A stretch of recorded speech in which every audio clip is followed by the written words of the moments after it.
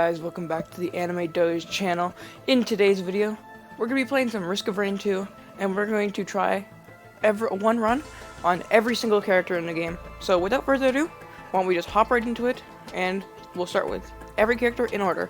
Just for context, I have all the characters unlocked, but I don't have all the moves, so if you see moves that may be better, but I'm not using them, that's probably why. Anyway, let's go.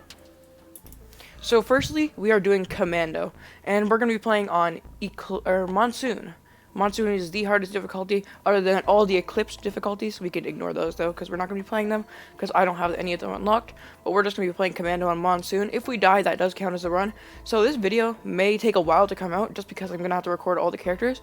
But anyway, time for Commando. So here we are, we're in, and we're ready to play. So this run is going to be our first and of many runs. We may or may not be doing tutorials. Here, give me a sec, guys. I'm going to turn down the volume for you guys because it may be too loud. So let's just pop that guy down. And so basically, this run will be first of quite a few. So we're going to just start with Commando, see how far we get. If we get pretty far, you know, if we finish the game, we're not going to be doing any looping also. So no loops, we're just going to be going straight to Mythic, straight to the final boss at stage 5. So anyway, I'm also going to try to be not using too many, like some would say, game-breaking items, such as like the 4 or 5 a lot of leaf clover, or any too good lunar items or void items, just to have a more balanced run. As well, if you guys enjoy the content, make sure to like, make sure to subscribe. It really helps me out trying to grow my channel. Trying to get to at least 100 subscribers by the end of this year. So if you could, it would help out a lot. So anyway, I see a chest. Let's see what our first item is. Maybe it'll be a red. Maybe we'll get lucky. But let's see. So let's grab this little thing. And let's go grab the chest.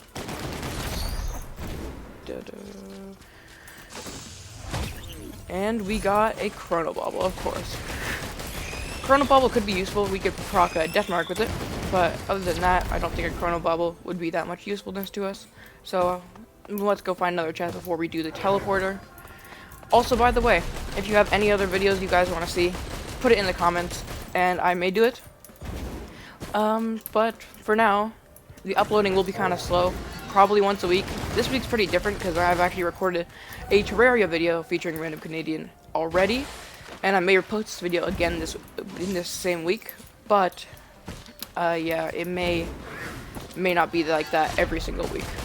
It probably just gonna be one video. This video is different. It's gonna be like in the same week as the one I posted with Random Canadian.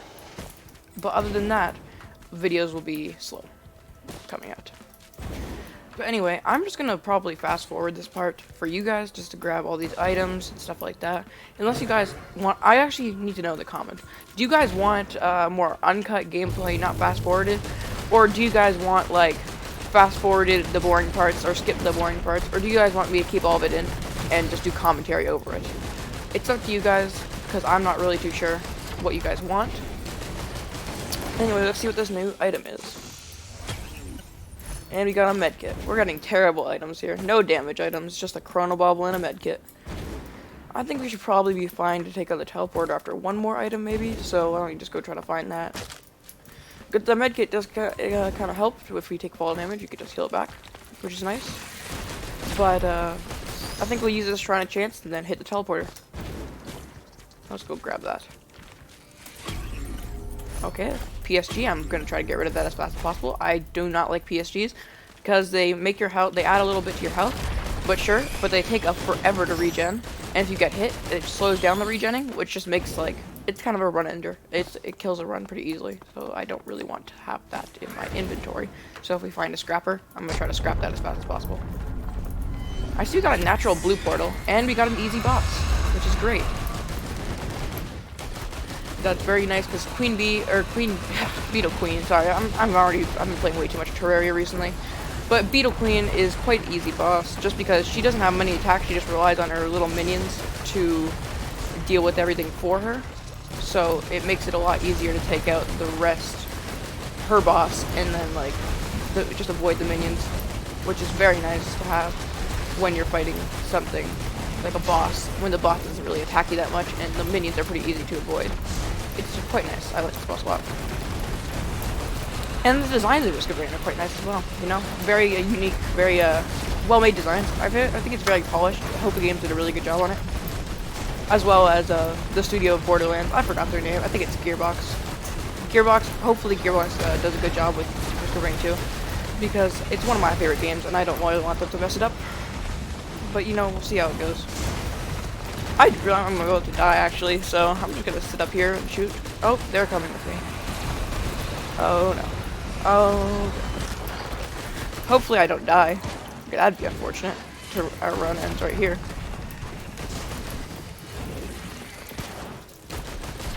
And Queen Bee down. Okay, we got down Queen Bee, and now you have to get rid of these annoying lesser wisps.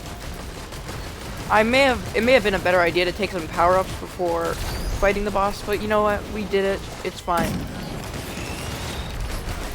We were able to get through. So now we can just kill all these little enemies, and we can move on. I don't think we're gonna skip the lunar shop because I have no lunar coins at the moment, but we will just go to the teleporter. I think is what we're gonna do here. So let's just go through the teleporter. Avoid these guys. These guys are really strong, and I don't want to deal with them. So let us just head in and move on to the next area. So I'm gonna hope we get a good area too, because there's some. Okay, we got a pretty good area too, I would say. Aphelion Sanctuary has a lot of cleansing pools. Too bad I have no lunars, because it would have been nice. But Aphelion Sanctuary is definitely kind of annoying because they have a lot of blind pests, and blind pests are one of my least favorite enemies. And the lunar portal, if you want to get it, it's all the way up on this tower right here. But it's kind of hard to get to without like a Milky Chrysalis or any good movement items like like a Centric Bait as well. But I really just don't like this one. It has great loot, but it spawns like 100 of these little blind pests, which are very much of an annoying thing. It does spawn less lesser wisps, which are, in my opinion, are way more annoying because they can actually have better aim than these blind pests. But the blind pests are kind of annoying. They're a little more tanky, so they take like a few more hits just to get rid of. As well as they just are like, if you get like stuck between a lot of them, it's a lot easier to take a lot of damage with getting hit by a lot of blind pests. But let's see other first boxes. Please give us something good. Okay, Amoka. Amoka is pretty good. So I think that's actually 27%. That's a 16% attack speed and a 16% movement speed buff right there, which is quite nice. Especially on Commando. If Commando scales very well with attack speed.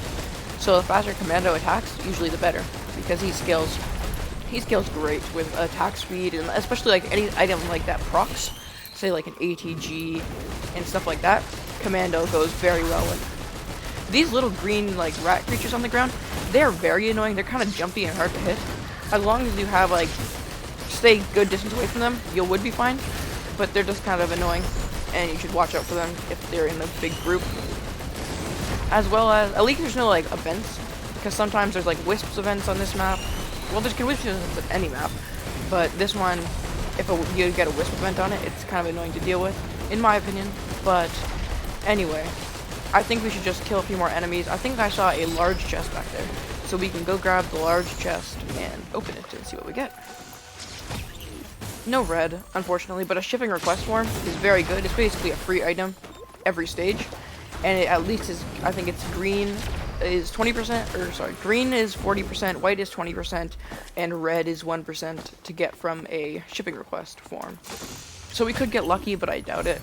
And we got an Old War Scout Kit, one of the most useless green items. All it does is it turns you invisible when you get low health, and other than that, they can't see you, but you can still get hit, and if you get hit, it uninvisibles you, so it's not that great in my opinion. It can save you a run if you're about to die and you get a procket, but like other than that, I would say it's not the most useful thing in the world to have. If we can find a scrapper and a decent printer, we could just like get a better item with it, but I don't know if there's any good printers on this map, or if there's any printers. We'll have to look around though. There's a large chest. I'm gonna go back for that once I have enough money. And especially, I've seen a lot of Clay Templars, the guys with little machine guns on this map, which Clay Templars are pretty dangerous, especially if you're playing on Monsoon, which they do a lot more damage, and you take a lot more damage when you get hit by them. Let's see if we get a good equipment. A Somrang, that's not bad. I will obviously take a Somrang pretty much any day, because a Somrang is better than, like, you can get a quick damage and proc a lot of stacks of bleed with the Somrang. It's good on big bosses or big enemies, like a beefy enemy like Clay Templars and stuff like that, or Beetle Guards as well. It definitely armor shreds, which is like, it ignores a lot of armor and just applies bleed, which the damage isn't that great, but the bleed stacks really carry it to be a decent item.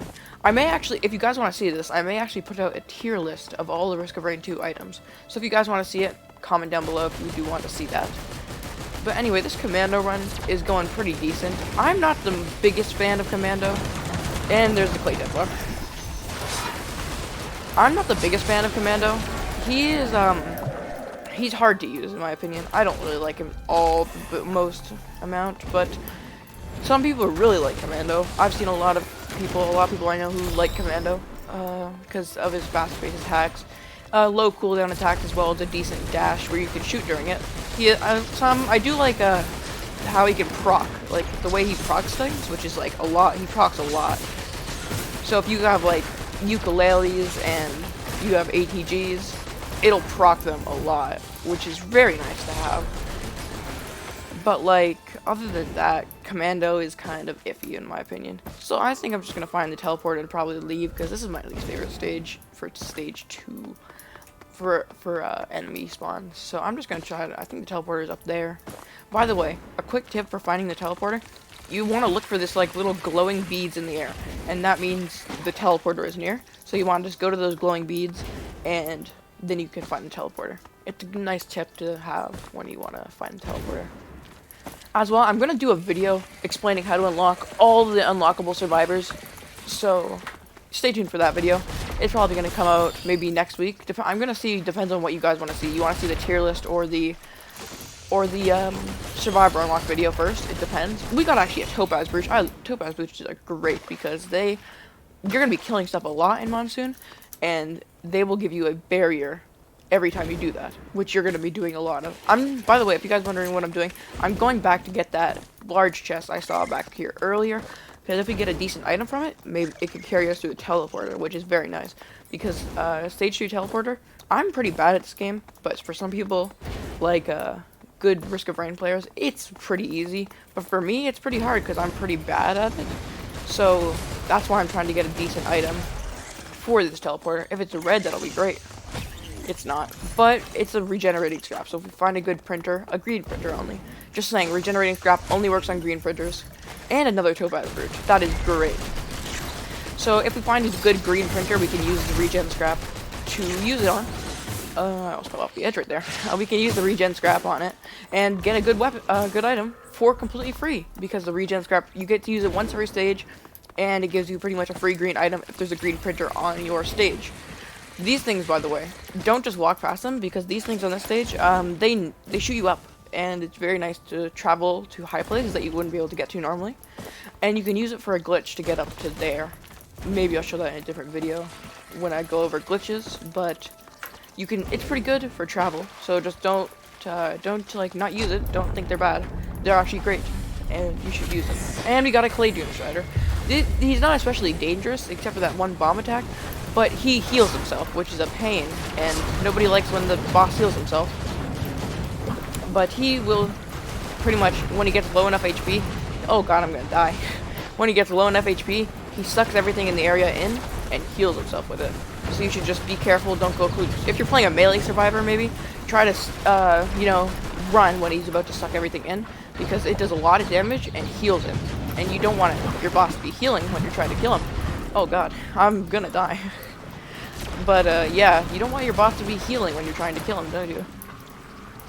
So basically what we do for this guy is just keep running, keep moving, because he has a lot of like good auto-tracking attacks like this bomb. And here's what I'm talking about. Here's the thing where he sucks everything in. This is going to heal him probably most of his HP back. It's bad for Eclipse because like then you pretty much have to re-kill him. But it's gonna heal him a lot of his HP back. So you want to deal with that pretty good. Okay, and I'm dead. Well, okay, so that's the Commando run. That was a pretty bad run. I didn't do that great. But now we're moving on to the Huntress run. I do not like Huntress, but we'll see how it goes. Okay, next on the list is Huntress. We're gonna just do the same thing as Commando. We're doing Monsoon again. So, Huntress is a pretty decent character. I'm gonna be using her Flurry instead of her normal arrows. I definitely prefer them. Some people don't like Flurry though. But Huntress is a pretty low health character. She's like a glass can. When she chases a glass can, her damage is pretty bad. I don't have Ballista unlocked, even though I know it's much better. I'm not going to unlock it at the moment, but I'm going to just be running through. Probably gonna die pretty quickly on Huntress. She's not that great. I don't like her, but she has cool auto aiming attacks, so she's good for new players if they just want to have a feel for the game. Anyway, let's get into the Huntress run. And here we are. Our first stage is actually a Void DLC stage. And Void DLC is, by the way, it's called Survivors of the Void. It's a DLC you can buy. I think it's around $15, and I would say, if you want my opinion on if it's worth to buy, I would definitely say the DLC is worth it. It's a great DLC, adds lots of bosses, it's very fun, you know, adds cool items, and I would definitely recommend buying it. It also has 2 new survivors, the Void Fiend and the Railgunner, which actually we will be playing with those survivors in this video. So you guys are going to see a cool showcase of them to maybe decide if you want to buy that DLC or not. You can see how cool the survivors are, and if you like them or not. If you do, consider buying the DLC. And if you don't, don't buy the DLC. There's also cool Void items. I don't think I showcased this last time. You guys didn't see any Void items. But maybe this run, we will be able to see any Void items, and I don't die too early to see any. But this map is a DLC map only. Also, if you guys don't want to buy the DLC and you have a friend who does have the DLC, if you're playing in a party with them, you can actually have all the maps and experience the DLC. You just can't play the survivors, but you can actually play on the maps and use the DLC items if you have a friend who also owns the DLC. So these guys are called multi-shops, and they pretty much give you an option for 3 items. It's like a chest, but you get to choose the item, basically. I'm also, guys, going to be doing an artifact video. So I'm just giving you a rundown of all these Risk of Rain videos that are going to be coming. I'm going to do a video on how to unlock all the artifacts, etc. But anyway, for now, let's just focus on doing his Huntress run, because Huntress is a very easy to kill character. She is not tanky. She will take damage very easily, and she also can inflict, if you guys are wondering, the thing about their head is slow. You can actually use this to proc Deathmark. Deathmark, if you have 4 debuffs on one enemy, they take 50% more damage. So if you're wondering, the Huntress Arrow Rain can proc Deathmark. So it's just good to know if you want to actually do a Deathmark based run. Huntress Arrow Rain could be great for that. I just got like 5 crits in a row on one arrow. That's actually really rare for that to happen, considering I have about a 5% crit chance of getting that many crits. It's actually pretty rare. So, by the way, all these items, I will give a description of when I get them. This just makes you take like 5 less damage. The 2 I got take less damage on their first hit, and the other one I got, which is more attack speed. You attack faster, basically. Attack speed is definitely a great thing to have in this game. Attack speed is almost essential, in my opinion, on Huntress, because she attacks very slow. She's not great for attack speed. So this thing gives you 15% more attack speed every time you get it. So it'll definitely buff up how good your Huntress is. Huntress is a very hard to play character. So for new players, I do not recommend you guys playing Huntress. Huntress is pretty hard to play in my opinion, and takes a lot of like practice to get good at. I think we got enough items. I'll be going over shrines, but this is a Shrine of Blood. You take 50% of your HP, and you can regen HP, but you lose 50% of your HP, and then you can get some money for it. But here we're fighting a Stone Titan. Stone Titan's the only worrisome thing I have about Stone Titans. They shoot a big laser when they get low enough, which that laser, yep, he's doing it now. This laser you cannot avoid unless you hide behind something, and it does a lot of damage if you take the full force of it. So I recommend finding somewhere to hide when you're fighting a Stone Titan, or you're probably gonna die to the laser, because his laser is powerful. So despite his big melee-looking person, he has a lot of ranged attacks, surprisingly, of what a Stone Titan would be. A lot of ranged attacks on this guy, so make sure to be careful where you're stepping, because he will shoot pillars out of the ground, and they can do a lot of damage if you get stuck in one. But see, right there, I just hid behind a rock, and I didn't have to worry about the Stone Titan speed.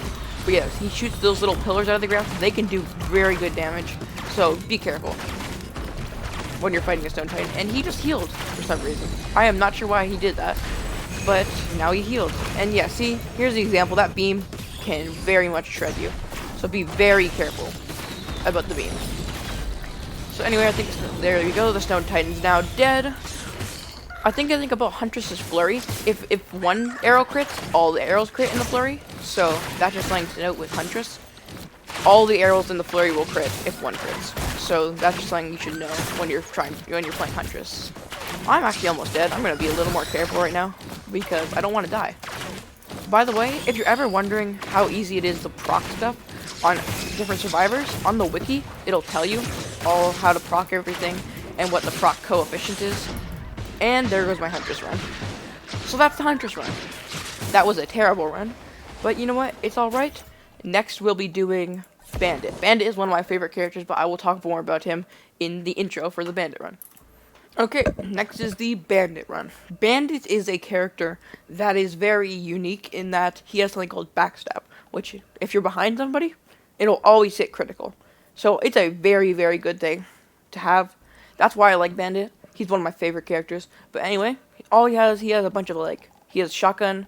He also has a rifle, but I prefer the shotgun mode. So the rifle is more long range and the shotgun fires shells. He has a pistol. He has go invisible. And then he has a dagger. The dagger is pretty much useless. I never recommend using the dagger. But anyway, let's just go. I'm not going to do a jump cut for a load again because it's kind of annoying for me to edit that. So here we are in as Bandit. So here's an example. If I see him behind this guy, it'll always do a critical hit.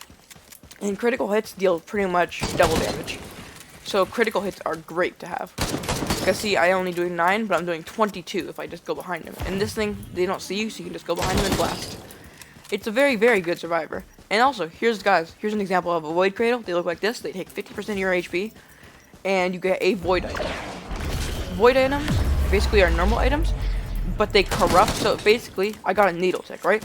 If I get any tri-tip daggers, they'll just turn into Needle Ticks. Needle Tick is a replacement for Bleed. It does a big explosion instead of inflicting bleed. So see, this is a Needle Tick explosion, and it does a big explosion for a good amount of damage. I think it's about 300% damage of what your initial attack would have done. So I very much like the Needle Tick. I know a lot of people who don't, who think the Needle Tick is pretty bad, but I really like it. So also, something to note about Bandit, his knife thing, the great use for it is if you jump down, use the knife and you won't take fall damage.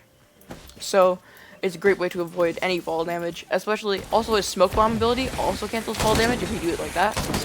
So do note about Bandit, when he shoots 4 shots, he will have to reload.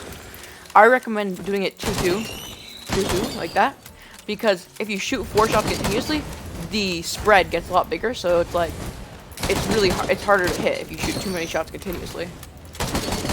So I just recommend double tapping like this. It will make your life a lot easier. Oh man, this Bandit run may just end now. Yeah, almost died there, but we're fine. So let's grab a chest, see if we get a decent item. Oh, it's a green, and we got Infusion. Every kill you get with Infusion, it adds HP. So that is very nice, very, very good. I love Infusion. It's basically a free 100 HP, and you're gonna get 100 kills in a run, assuming you don't die pretty early. So Infusion is a very, very great thing to have. There's a lot of printers on this stage. It's too bad we don't have anything we really want to print, like gasoline and sticky bombs aren't that great. So we're just gonna leave them there. By the way, Bandit's pistol, this version of the pistol, if you kill somebody with the shot of the pistol, it'll actually refresh all your cooldowns, which is something to note about Bandit. It's a very good ability on him. Also, if these blue enemies, after you kill them, they will explode in a aura of ice, and that will freeze you. So just be very wary that if you get stuck in that, it's going to freeze you. Here's our first large chest of the run.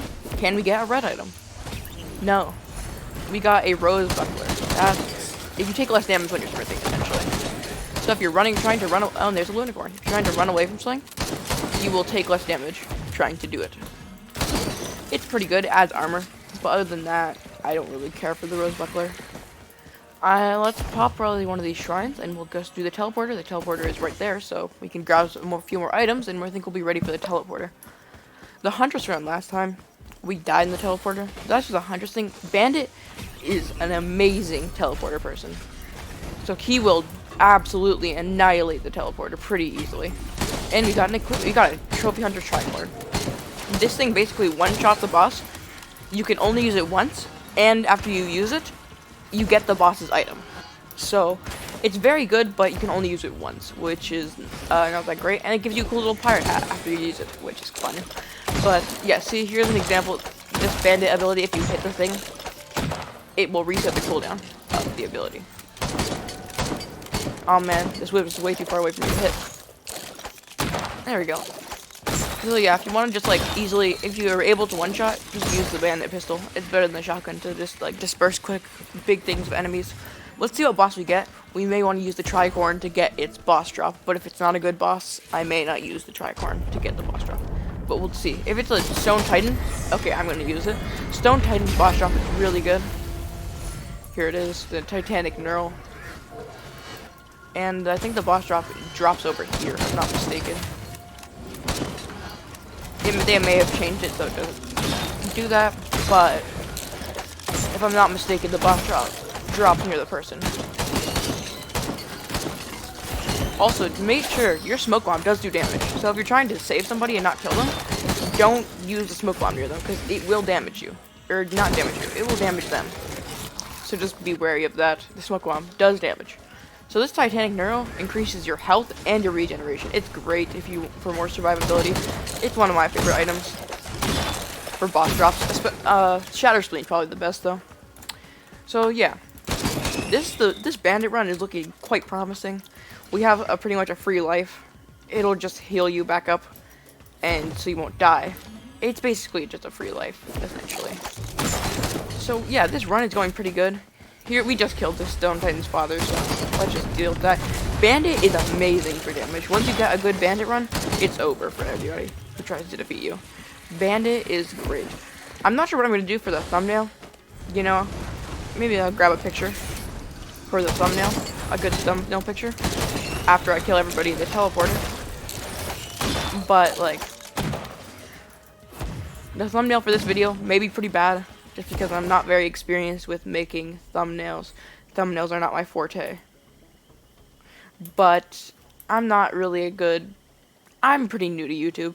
So if you guys have any tips for being a good YouTuber, you know, feel free to contact me on Discord. I got my Discord, I will put in the bio of the description. I will be making a Discord server soon when we hit 100 subscribers. If we hit 100 subscribers, I will be making a Discord server for you guys to join, you know, hang out, have some fun. And that's a guillotine printer. A guillotine is what we're going to take. Because a guillotine, basically, late game, a guillotine will be your savior.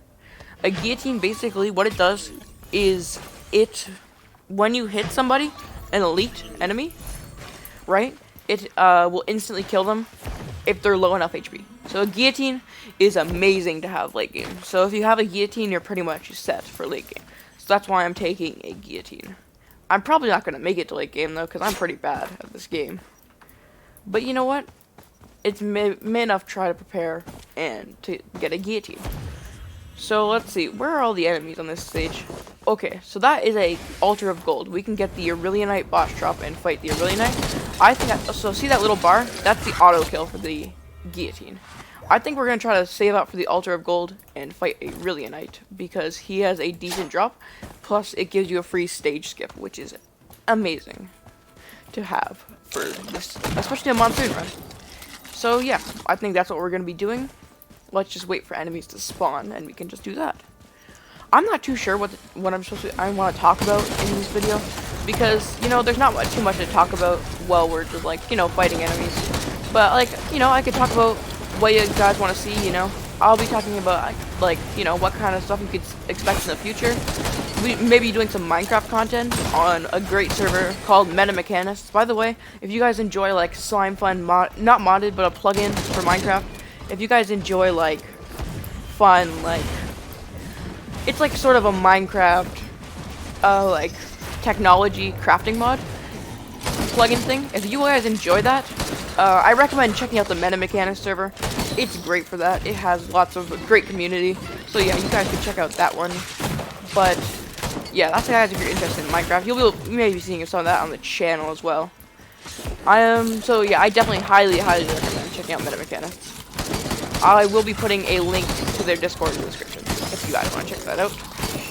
As well as, I now have a Twitter, so you guys can follow me on Twitter for updates on when I post videos, because you guys will get it a little bit early access to when I post videos, because I'm going to be posting it. I'm posting a video on Twitter.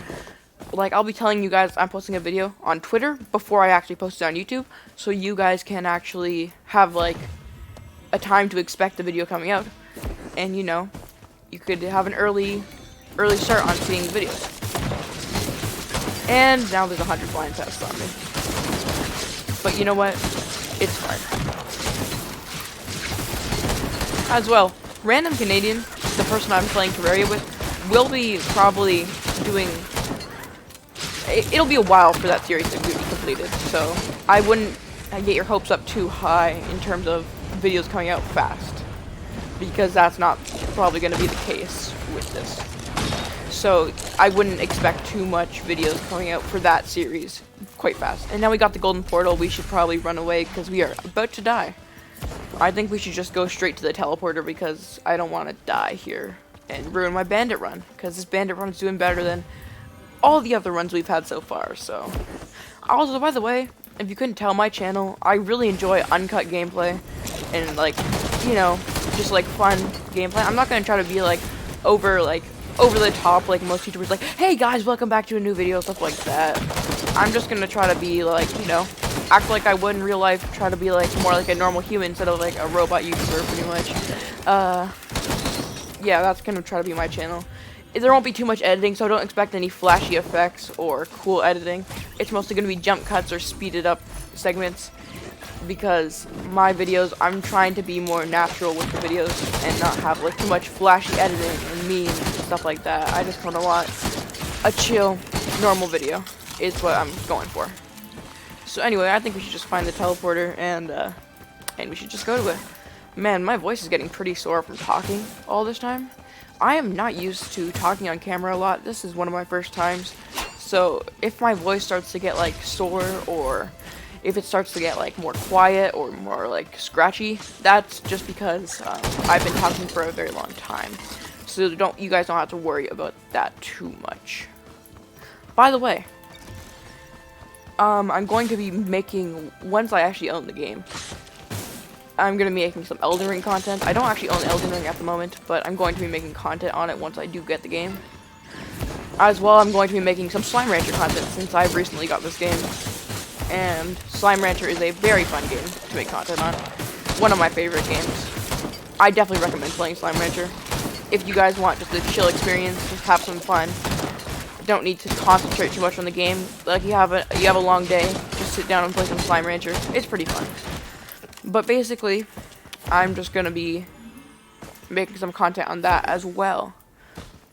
There's a radar scanner, but we're not gonna buy that. So here, this is a void cradle. We don't actually have enough HP to even open the void cradle. So we're just gonna leave it until after the teleporter is what I'm gonna do. So let's wait to heal up, because we are very low. If we try to challenge the teleporter while we're this low, we probably will die. So I'm just gonna kill some enemies and heal a little, and then we'll challenge the teleporter. Oh god. The healing's taking a very long time. But you know what? That's okay. That's just how it's gonna be. I see there's an elite here. This guy can heal me with this little bubble. If you stand in it after killing one, he will heal you. So that's very nice if you have low HP and just need to heal. So there we go. It'll keep note though, if enemies are inside, it'll heal them too. So just make sure you know that before doing that, because it will heal all the enemies inside the area too. So try to maybe lure them away before using it. And there, we got something to heal us. It's a leeching seed. Every time we hit somebody, we heal 1 HP. So that's very nice for Bandit, which has 4 rounds times 4, which is quite a lot of damage and quite a lot of healing. So let's just challenge the teleporter. And it's a Clay Dune Strider.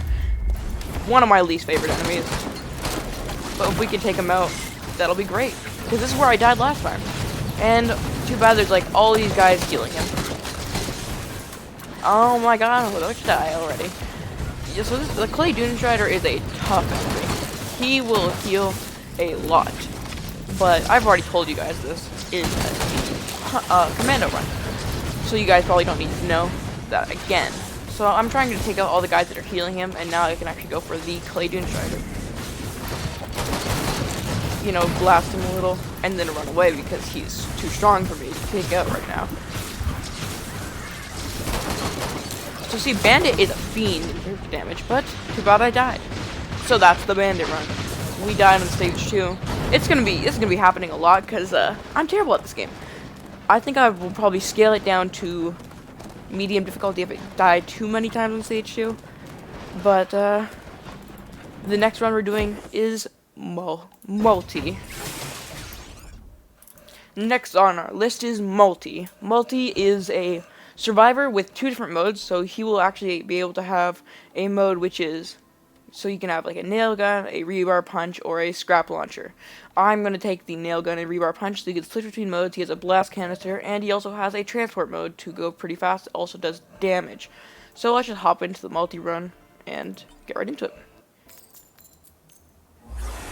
So here we are as multi, and he has this machine gun, which has terrible range, and then you can switch, and he has a railgun, which has a long cooldown, but does a lot of damage. So it's great for taking out enemies from afar. I prefer the nail gun in terms of like fighting, but you know, and also when you let go of the nail gun, it'll shoot a shotgun shell type blast of nail guns. So the nail gun is a close range gun. It has pretty bad range, but the damage is pretty alright. Multi is one of my least favorite characters to play, but you know what? We're playing him for the video because we have to. So I'm just gonna grab a focus crystal, because focus crystal, you see this little red box around me?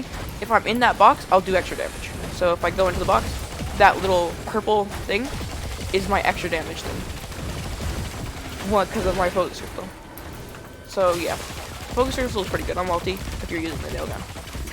And then that's his blast canister. It'll throw out a blast and then do extra damage with little blasts, which is a very, very, very nice ability for just giving it, and also inflict stun. So if you want to quickly stun somebody, you can just pop that, and then it'll, you know, stun them. This rebar punch is also pretty decent, but I don't really like it. It shoots a little bar pretty fast. It's basically a railgun. It's slow, but its damage is very high. So if you like slow but high damage, use the rebar punch. If you like inflicting damage fast, use the nail gun.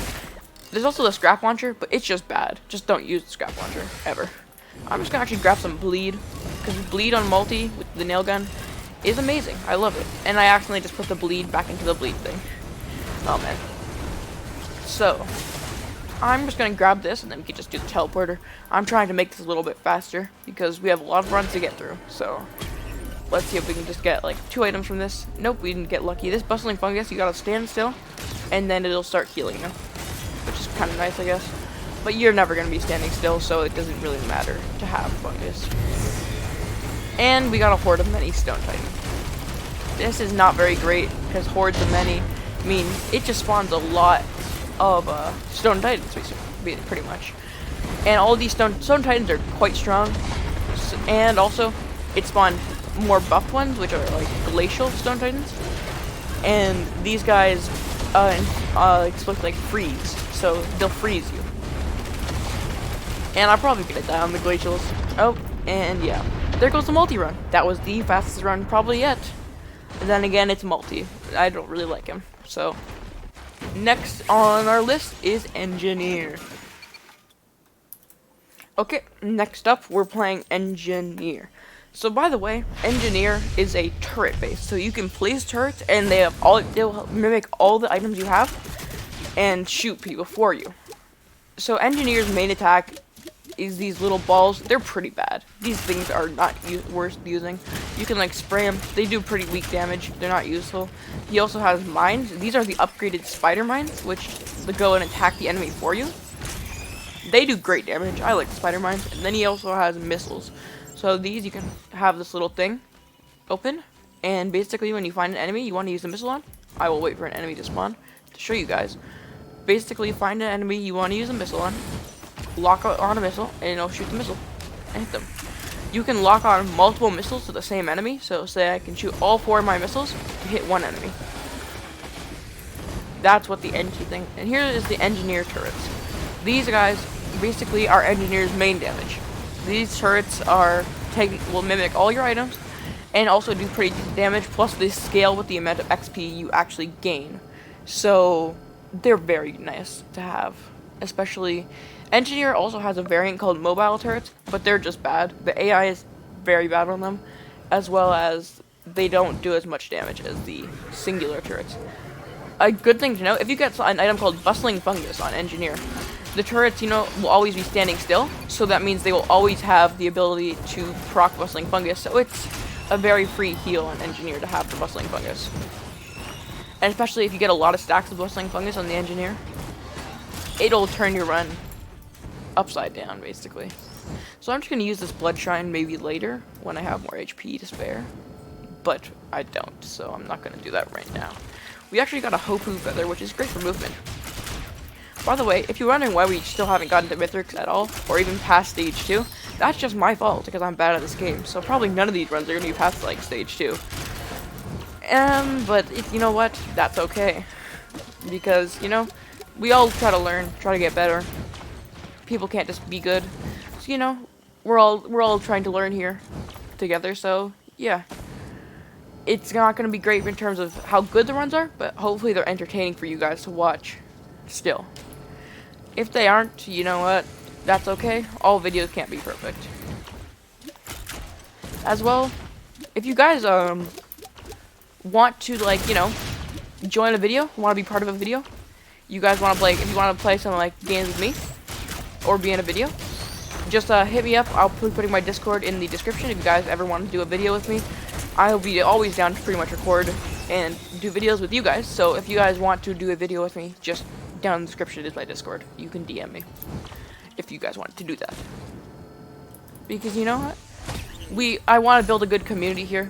We all want to be having fun, So I just want to have a nice community where, we all do fun things, Especially, I will be probably doing like maybe a Risk of Rain PvP tournament sometime if you guys want to join that. But I'm just trying to build a great community where we're all nice and like not really toxic, just having a good time is what I'm trying to go for in my community. So yeah, that'll be what I'm gonna be doing. If you just hit me up if you want to do that, I will be in this. So let's just find a few more chests and then we can just find the teleporter because I don't want to be here anymore. I want to get out of here. I don't like this place. It's kind of annoying. As well, this game is very fun to play. So if you like what you see and you like the roguelike genre, this game is amazing. One of the best roguelikes I've played ever, really. So if you're interested in the roguelike genre, this game is definitely a game for you. So just make sure to check this game out if you really like roguelikes. Anyway, here's a multi-shop you can grab before heading to the teleporter. So this little key thing, it may look pretty useless, but it'll spawn a box next stage where you can get a green or red item. Red is 20% and green is 80%. Which is a very nice thing to have, free green item for just grabbing a white item. Though you do actually keep in note, you have to actually find it. If you don't find it, you won't get the item. It'll spawn one every stage. If you don't find it, it'll just keep spawning it until you do find one. So, and then the rusted key will disappear once you unlock the box. So it's not infinite. Just keep that in mind. Okay, gasoline. I think. Ooh, okay. So here's right there. It's the lunar thing. This will bring you to the lunar land. Yeah. I don't have any lunar coins to afford anything there, though. I don't think. But you know what? We may as well still go. So let's just grab this. It'll now make a forced blue portal.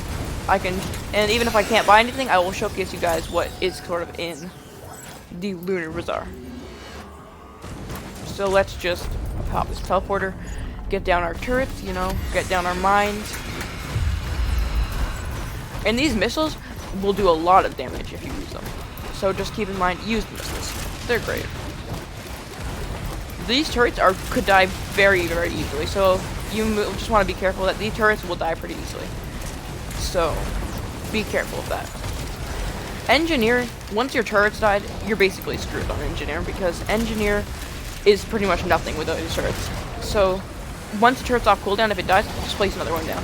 It'll also make all the enemies attack the turrets instead of you. So that's pretty nice. It'll draw away attention.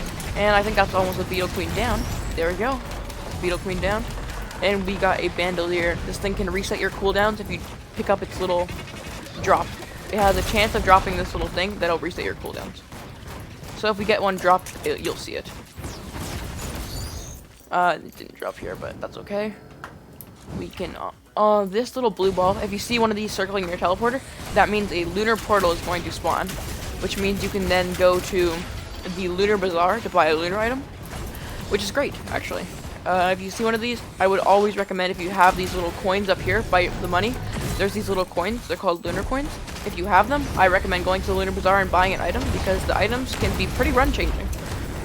Though, keep in mind, most lunar items also have a downside, so they have a buff and then they have a debuff. That's kind of how lunar items are. They're sort of a balance between having a buff and having a debuff. The portal looks like this, so don't go to this normal teleporter, go to this blue portal and just click on it, and you'll be brought to the Lunar Bazaar. By the way, if you have any extra money at the end of the stage, it will use this money and turn it into XP for you.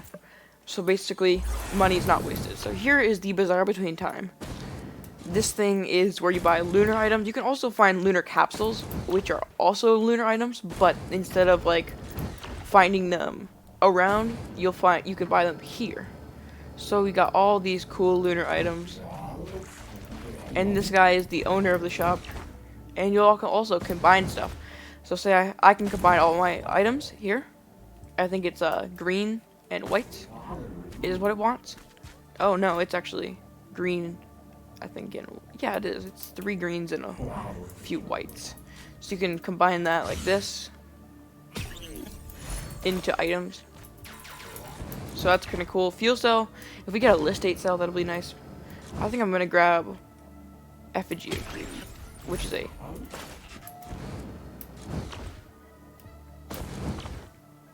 so yeah. This is the Effigy of Grief that I'm gonna grab. And I think I'm gonna head out this fuel cell. We'll give it an extra equipment charge, basically, is what the fuel cell does. So yeah, that's cool. Make sure when you're using this effigy, don't step in it or you'll get crippled for the rest of the run.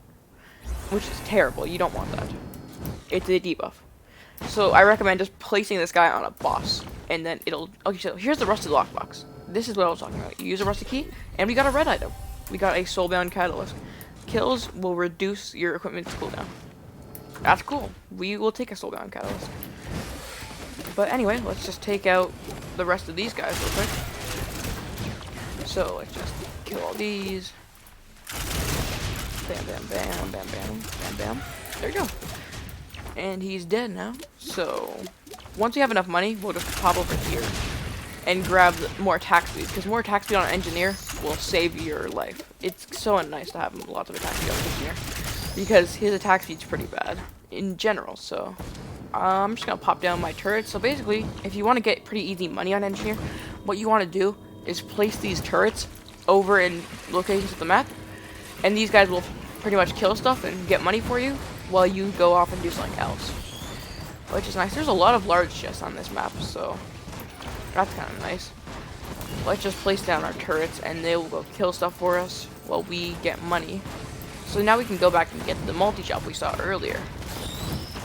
If we can get back, there's a lot of large chests, man. I think we should get the large chests first, though, because large chests could withhold better items in them. Like, red items, by the way, these red items are legendaries. These guys mean... Oh, we got another legendary. So this is a Frost Relic. Legendaries are the rarest type of item in the game, which means you're lucky if you get a red item, essentially, is what I'm trying to say. Red items are the rarest of rare. They're like the top tier type of item. So let's place our turrets down. Yeah, you're very lucky if you get it right there. Especially also, a cool thing about the relic, this frost relic, is it goes very well with enemy turrets. Because see, when they kill stuff, they have this little frost aura from the frost relic, which works quite well with the turrets and engineer. Oh, there's a lot of oh god, oh no, oh no, oh no, no, no, no, no. Oh damn it. Okay, well that's the end of our engineer run. We had actually good items, but unfortunately we died. Next up on our list, Artificer. Next up on the list is Artificer. Artificer is a fire. She can inflict fire and she can inflict freeze. She's a very well-rounded character. Not my favorite, but anyway, we're being playing on Monsoon still. And you know what? Let's go. Okay, so we're in and we got the void map again. So, you know, we're just gonna try to actually beat this run because honestly, I'm pretty bad as Artificer. She has she's similar to Bandit, where she can only shoot 4 shots and then she has a cooldown.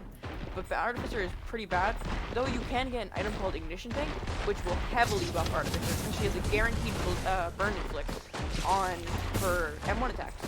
Very helpful if you're trying to make a burn build. As well, she has a plasma ball and a freezing ball, which you can throw down and freeze the enemy. So that's pretty nice. As well as if the enemy is frozen, they can get similar to the enemy. She has a flamethrower that can also guaranteed to burn. So she has very good for burn builds. That's pretty much it. That's the start. I'm actually gonna turn the volume down for you guys because this volume's kind of loud. So let's get that down. It's already still kind of loud. Here, you know what? I will just turn the main volume down a little bit so it's less loud for you guys. And that's the end of the run. That was the quickest run, but you know what? It is what it is. Next up on our list is Mercenary. Cool, so it's time to do Mercenary. Mercenary is a melee survivor. He has a just normal laser sword, which can inflict expose on the last hit, which makes you do 350% more damage. He has Whirlwind, which is just like a slice. Focused Assault, which is like Eviscerate pretty much. It will hit you a bunch of times, and then he has Eviscerate, the actual Eviscerate, which will be like a multi-big slash, which is very cool. I really like the dynamics for this guy.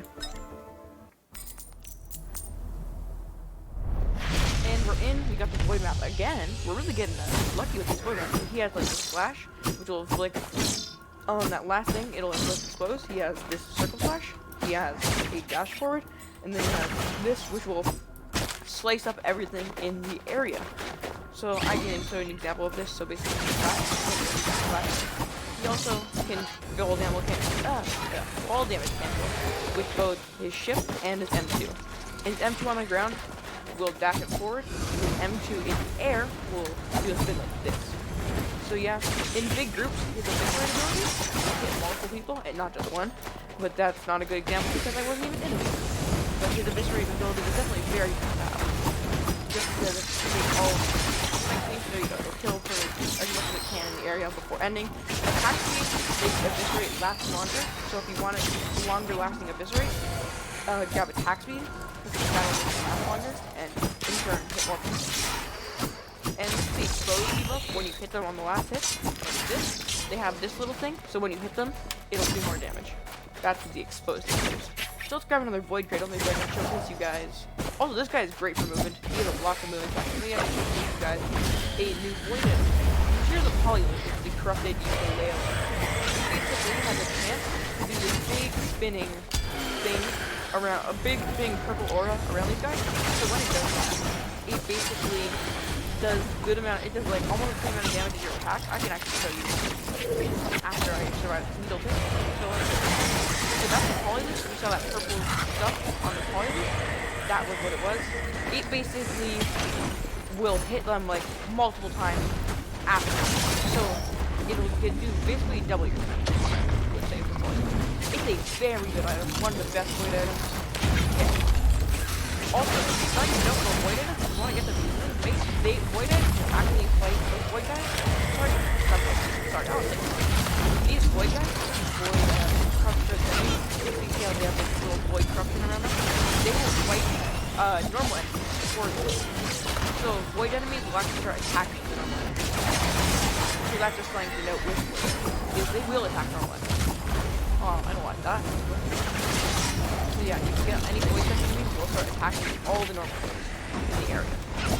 So just something to note when you find a Void Touch enemy. As well, be careful with Void Touch enemies because they can inflict something called Collapse, which is the needle tick thing. If you guys watch my other runs and didn't skip through them, you'd see the needle tick in action. So you may just want to go back to, I think it was the Commando run, maybe? I'm not too sure. You just skip the run. I may put a marker in the video for it, just so you guys can find it pretty easy here. But it shows what the needle tick does. Those Void enemies will inflict needle tick on you. So just be wary of that if you don't want to die to a random needle tick, because needle tick can be quite dangerous. So be wary of the needle tick. And you probably won't die to it, because it's strong if you don't pay attention when you actually get proc. If you do get hit by a needle tick, try to use an invincibility thing like this, which will, the needle tick will explode and you won't take any damage if you do use Eviscerate. Also, this exposed debuff will show you where they are on the map. You'll see these have exposed inflicted. I can see him as a little marker from all the way over here. So it's nice to meet. I remember about that. Yep. And that's Mercenaries run.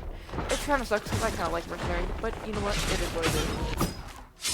Next up is Rex. Okay, next one is Rex. So he has something that weakens enemies and reduces movement speed and damage by 40%, and reduces armor by 40% when you get hit by it. Directive Inject is basically, it will heal you when you hit. Also, most of his abilities will take HP to use, but they do really good damage. And as well, he has Tangle and Growth, which will heal you and take your HP at the same time. He's quite a good survivor. But anyway, let's just go right into it and play the gameplay. Hopefully we don't get the Void map again. Okay, we got a normal map this time. I don't really like the Void map because of all the Void Touch enemies that sometimes spawn. But here's Rex. Let's get into actually does the running animation. So here's the example. Debuff above his head is called Weaken, and it'll weaken the enemy as well. See my health going up when I shoot these enemies because his main ability will actually heal.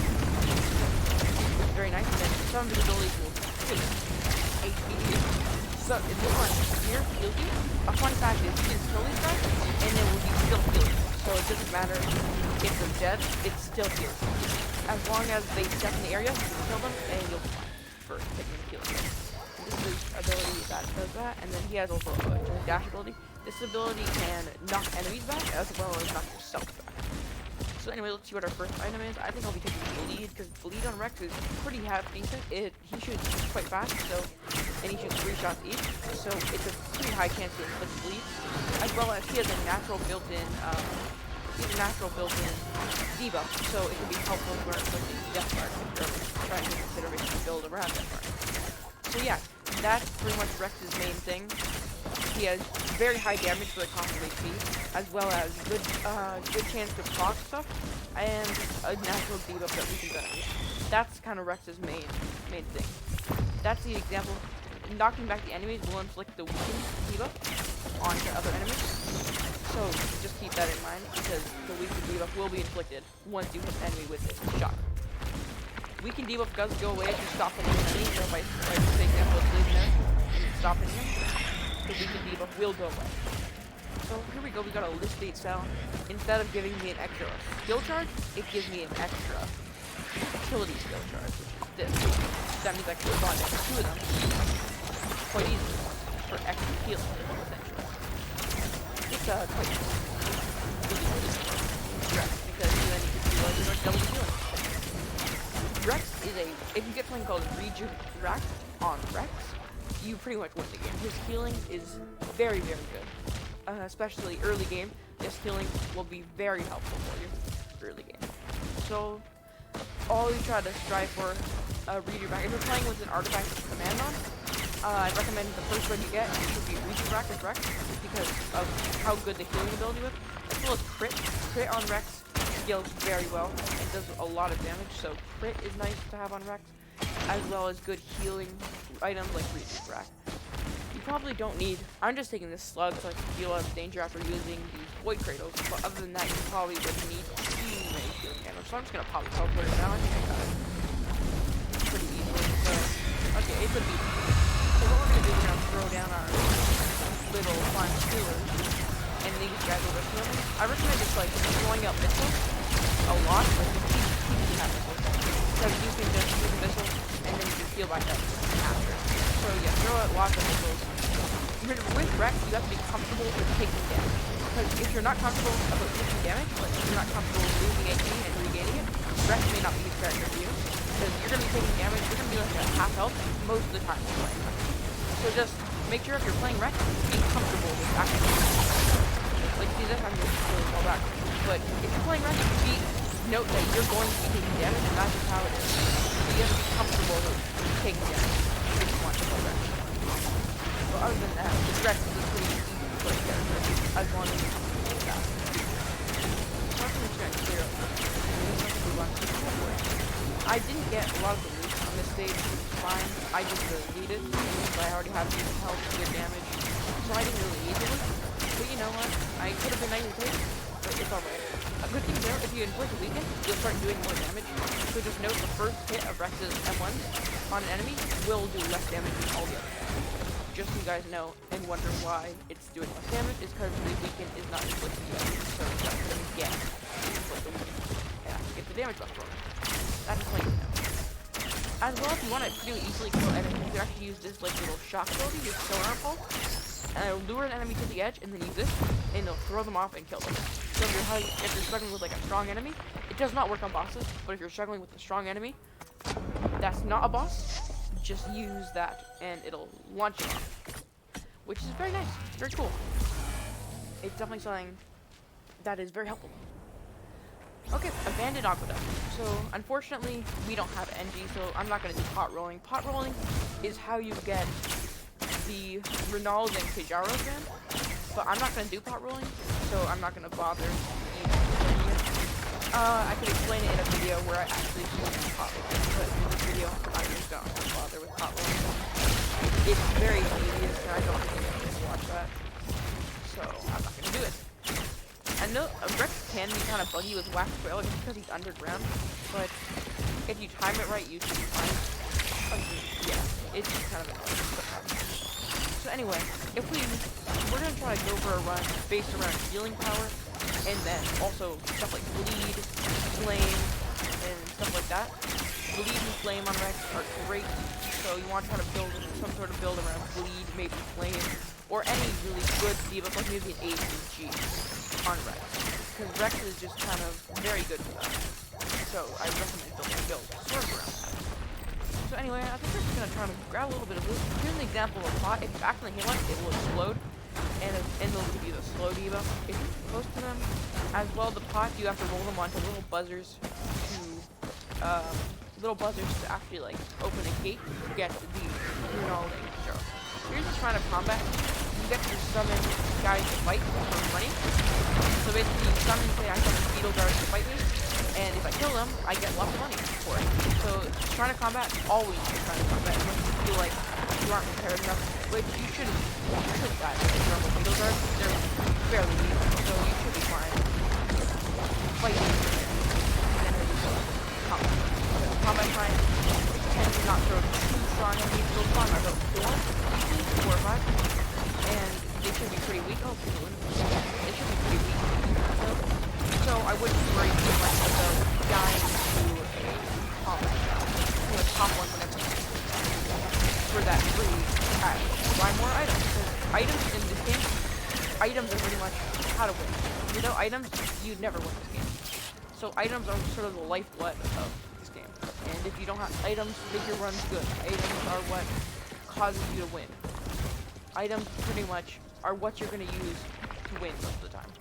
So items, always try to get as many as possible, unless you want to get out of a stage quickly, like say Aphelion Sanctuary, you don't get the stage quickly. I always recommend spending at least like 5 minutes tops in the stage. 5 minutes is a good amount of time. So as you can see in the top, you have a timer. This timer will scale every time. The more the timer goes up, the harder the game gets. So see, I have medium under there. And as the timer progresses, so does the difficulty. So the longer you stay in the stages, and the longer you waste time, the more time you waste, the harder the game gets. So just keep that in mind when you're playing this game. And you're wondering, hey, why is this game getting so much harder? It's because as the time goes on, the game gets harder. So just keep that in mind if you're wondering why the game's getting harder. So sometimes if you have the Void DLC, there'll be these little things called Void Bubbles, or Void Zones, pretty much what they're called. I will show you one if I find it, but if there's no Void Zones in this video, I'm not going to talk about it, but if there is, I'll show you. So just keep that in mind if I do end up talking about that. But I don't see any more loot, surprisingly, but if there is any more loot, I'm not going to do that. I'm not going to spend too much time here. So let's just grab this then. Oh, there's one multi-shop. I would have not seen that if I didn't come back here. But let's just grab some movement speed. Oh, I got one. It's fine. Alright. So we will now just grab this loop and head to the teleporter. Let me just deal with these guys.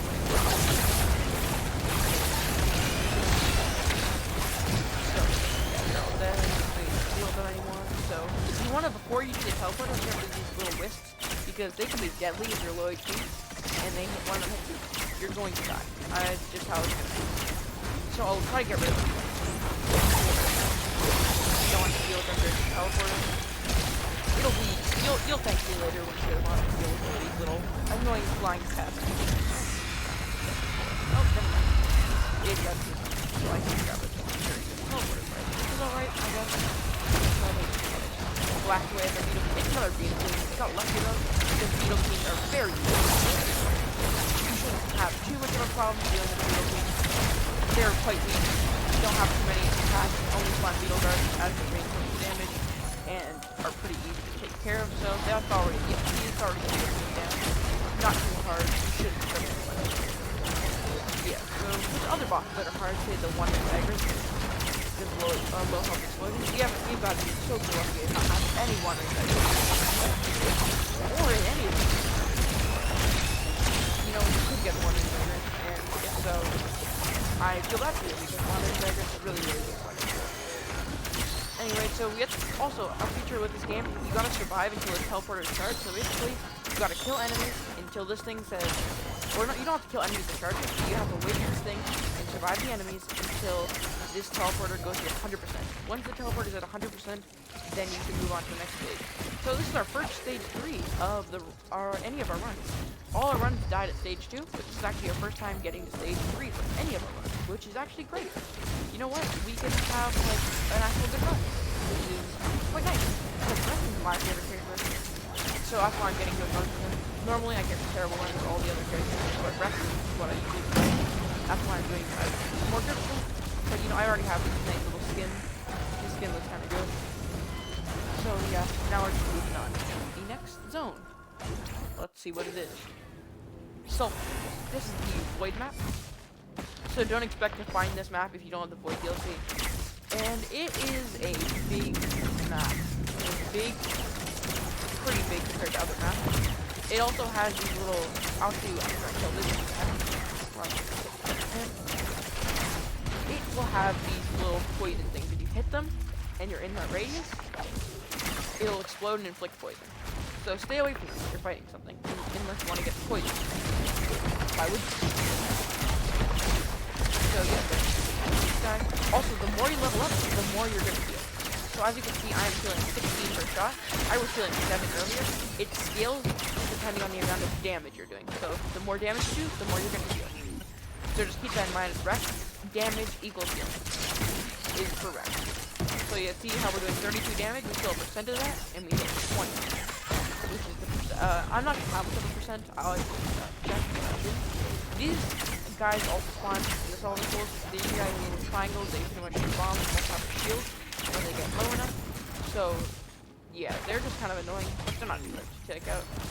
And we got one of the worst items in the game, which just gives you 25%, which is kind of bad. So that's alright. I'll see what the friend is. A stun grenade, I think. Yeah.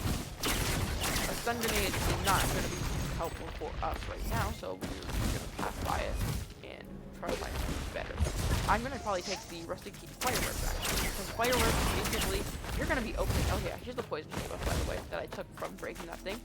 So anyway, what I was saying. Fireworks, pretty much every time you open a chest, it'll shoot out fireworks. And it does good damage. So that's why I like it. Fireworks is great. Fireworks is cool. So that's why fireworks is the useful one. Just because you can take out enemies, you don't have to really fight them. Open chest, take out enemies. It's very nice. I'm gonna probably grab other ones before grabbing fireworks. They're not my top priority. But they are going to be something I'm going to come back for probably after I kill the boss. So there's a lot of printers on the stage. Stage 3 tends to have more printers. And we got a critical strike printer. Critical strike we'll be making lots of, because if we get more critical, that means just more healing for us. And who doesn't want more healing? So let's just actually check these guys. So the critical strikes are when the numbers turn red. That means you hit critical. So when you hit a critical strike, it does double damage, which me, we love more damage. And more damage, more healing. So yeah, that's why I'm taking all these. If you're wondering, that's why I'm printing all my items in critical strike. So a printer will take a white item and turn it into whatever white item is in the printer. So just keep that in mind. I made that here. Oh wow, that was close. Oh god, I almost died. Well, good thing I did. Let's head back up to our. So here's the Shrine of Nature. I'm just gonna use this heal because I don't want to die. To be frank, dying would be pretty bad. That's why I'm gonna use this thing. So right now, our crit chance is 50%. It's every shot is a 50% chance to do a critical strike. Greatly. So we're gonna come back here every time we want to. Let's go and get the rest of our critical strike. Which is what we want. That's what we're here for. We got a healing item. Monster Tooth. Great. It'll drop a healing orb every time you kill an enemy. So it's great because we're killing enemies all the time. So Monster Tooth is nice. Let's see if we can find that little printer. Here it is. Here's our item. That's waiting for us. Oh, nice. So 10 legendary glasses is enough to get guaranteed critical. So a critical hit every single time. Right now we have 70% critical. So it means 70% of the time it will hit critical. Which is great. Because that means 70% of the time you're going to be feeling way more with nothing. And Rex is like all of that. So this is very important for us. Let's see, let's take out these guys. So yeah, now we're doing way. Let's just bring down all these guys. Pop down one of these things. Oh! We died. That's the end of it. That's as far as we've got so far. But let's move on to the next character, which is Loader. Okay, so we're playing Loader. Loader is a melee character, which has a swing ability, Thunder Gauntlet, and a Pylon, and a punch. He also has a temporary barrier. He does the same thing as a Topaz Brooch when you kill enemies. So I will go into more depth to show you guys when we actually get in the game.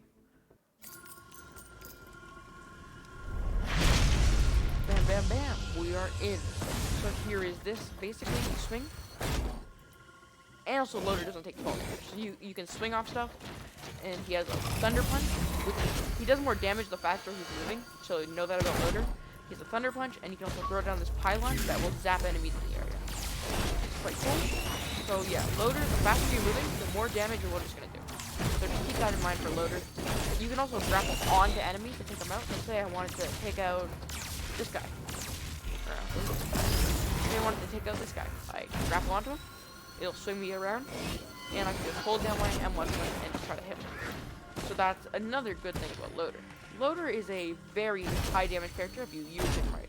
If you can't do Loader right, he will not do good damage. But anyway, that was a crit printer back there, so we're going to definitely head back for the crit. Because crit is great. We love crit. So we're going to head back to that. So basically, yeah, what you want to do is swing and then hit him, and you'll do more damage. So we're just going to pop the Pylon up there, zap that guy. So Loader is very difficult to play, so I don't recommend new players trying to play Loader. Because Loader is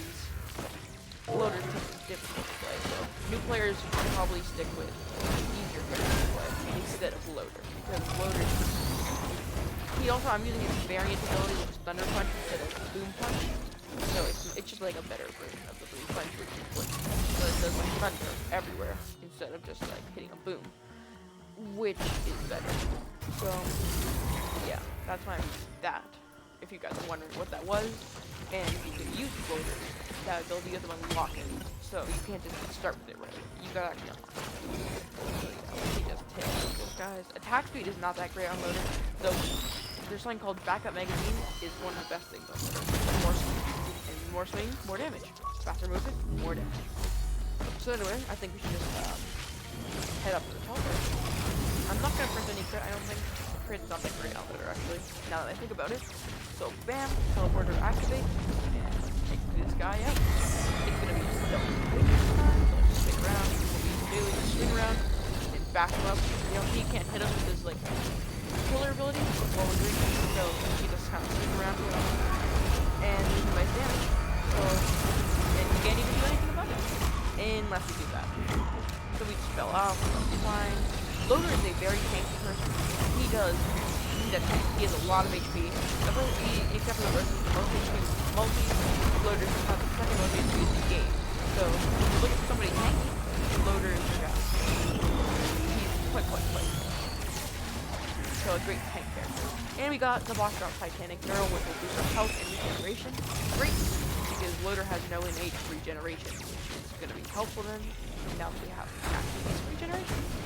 So yeah, let's just kill all these enemies. Here's an example. See how every time when I'm hitting these enemies, I'm getting scrap barriers. This thing, that little yellow thing in my bar. Every time I hit an enemy, I'm going to gain that. That thing will give me more HP temporarily. And it will go down once I stop hitting enemies. So that's how that works. Hopefully don't get a bad stage 2 because frankly stage 2 is kind of annoying on some of the maps it can give you. But let's finish up all these guys real quick. Loader's ability to inflict a small amount of knockback. Just do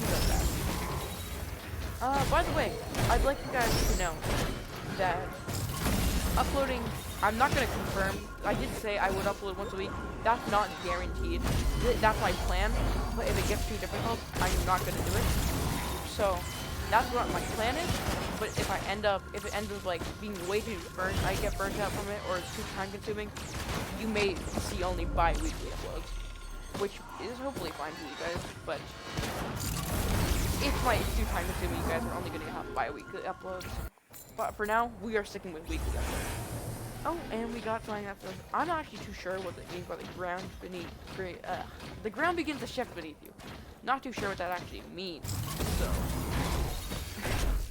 yeah, I'm not sure what's gonna happen.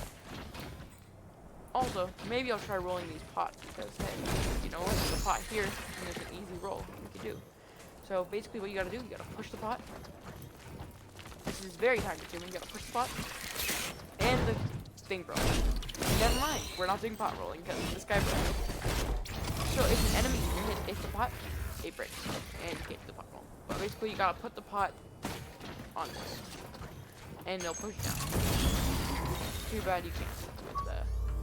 You could try to get this loader pylon onto the pot, but it's gonna be difficult for you. I don't recommend trying. And then you have to do the other pot back. So if you want to try that, maybe try to find the other button and then do that. But other than that, the other buttons have to be close together too. You gotta do it. Good thing loader is great. Okay, I think we're gonna actually go for a lunar portal this time. The lunar portal for this map will always spawn up here. It never doesn't. So we can just, since we're loader, we can just swing over and grab it. Also, now that I realize that the ground beneath the ship beneath you is a beetle event. It'll only spawn beetles. Which is actually really easy to fly with a beetle event because these guys are super easy to kill. All you gotta do is whack them like twice or 3 times and they're dead. That's it. That's the beetle event basically. Super easy event, so it's nice like that. Let's grab this chest and see what our first item for the stage is. Syringe, so this is more attack. We just hit faster. That's pretty good on this. It's definitely not fun. I would not take it. Yeah, so I wouldn't recommend trying this because it's difficult. Anyway, let's just see what we can find right here. Because this stage is pretty bad, so we'll see what we can scavenge up. Oh, and a green multi-shot. So this gives us a choice of 3 green items. We're going to pick the random one. And we got an ATG. This gives us a 10% chance if we shoot that, see that missile you shot, that just got shot out? It gives us a 10% chance to fire a missile like that. Which is great. This missile will do a lot of damage.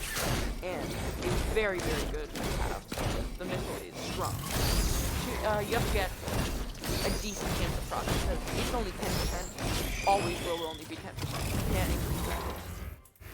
Well, actually, I'll Steam menu. So you can't increase that chance. You just do you guys know, don't try to increase it. Getting more ATGs, all it will do is add more damage. You'll never be able to increase it. That's just how it gets works. So let's just fly up on over here and right to the teleporter. Definitely was planned. What's in here? I think I have Hunter Typhoon. So let's just try to find a little more loot. Heading up to the next stage. We're making decent time. And I can't even say this enough. Time is important. Make sure to follow your time, or you will probably die. So yeah. By the way, if you have any games you want me to play, just let me know. You don't have to make a comment, but you can just kind of let me know what you guys want. You can hit me up on Discord, post it on active Twitter, or you can comment. I'm not gonna force you to comment because, like, you know, it does help out a lot, but I'm not gonna force you guys. So if you want to see something you play it on the channel, hit me up on Twitter, comment it, or hit me up on Discord. That's about it to get me to play on the channel. But also, if you guys have any challenges or things you want me to do in any game, also you can hit me on Discord. If it's a game I don't own, I'll be posting my Steam library. What's in my Steam library on Twitter, if you guys want to see that. If it's a game I don't own, I won't be able to be playing it, and I'm sorry about that, but I'm kind of broke right now. I can't really afford to play the game, so if it's a game I don't actually own, I'm not going to be playing it, and I'm sorry about that. You may be able to do something like that if my channel ends up getting bigger, but for now, we're not able to do stuff like that. I am super sorry about that, but it's how it's going to be, basically. So, yeah. I will be posting my Steam library on Twitter if you guys want to check that out. Let's just call these little beetles. Beetle event because all this is beetles. It'll always find the queen beetle if it's a beetle. So take out all these guys very, very easily. Not even a challenge for us at our current power level, so we can just have fun, swing around, and if you can just stand up here with the beetle event, they can't hit you. They're never going to be able to hit you, so you can just charge the teleporter in peace and do some healing, you know? And let's go through this blue portal. A tip you can do when you're activating the teleporter, right before you're about to teleport, use this. Oh, you can use it and get free money, but I messed it up, so it's not gonna work. Fine. And here we are at the bazaar. Let's see what we can buy. So we got Definite Gouge, and we got these guys, Transcendences. I think I'm gonna take Transcendence. It'll increase my HP. So this will not work anymore. Health regeneration won't work. It'll increase my HP, but it turns it all to shield. So basically, if it's all shield, it won't regen using normal regen things. So just keep that in mind if you're ever trying to use a Transcendence. Heals, my friends, we don't really care too much about that. So I think we can proceed to the next stage. Let's swing over. Just to note, you see this thing down here? Oh, I almost fell down. See this down here? If you go all the way to the bottom, there's going to be a portal to somewhere called the Void Fields, which you have to use to unlock Acrid, which is a survivor. So you basically use the Void Fields portal to down the bottom. Oh, well, I guess I'm going to show you guys because I fell. So basically what you want to do is head all the way down. I messed it up, but you know what? I'll make a more in-depth video telling you how to get Acrid on a different day. So let's just head to the portal.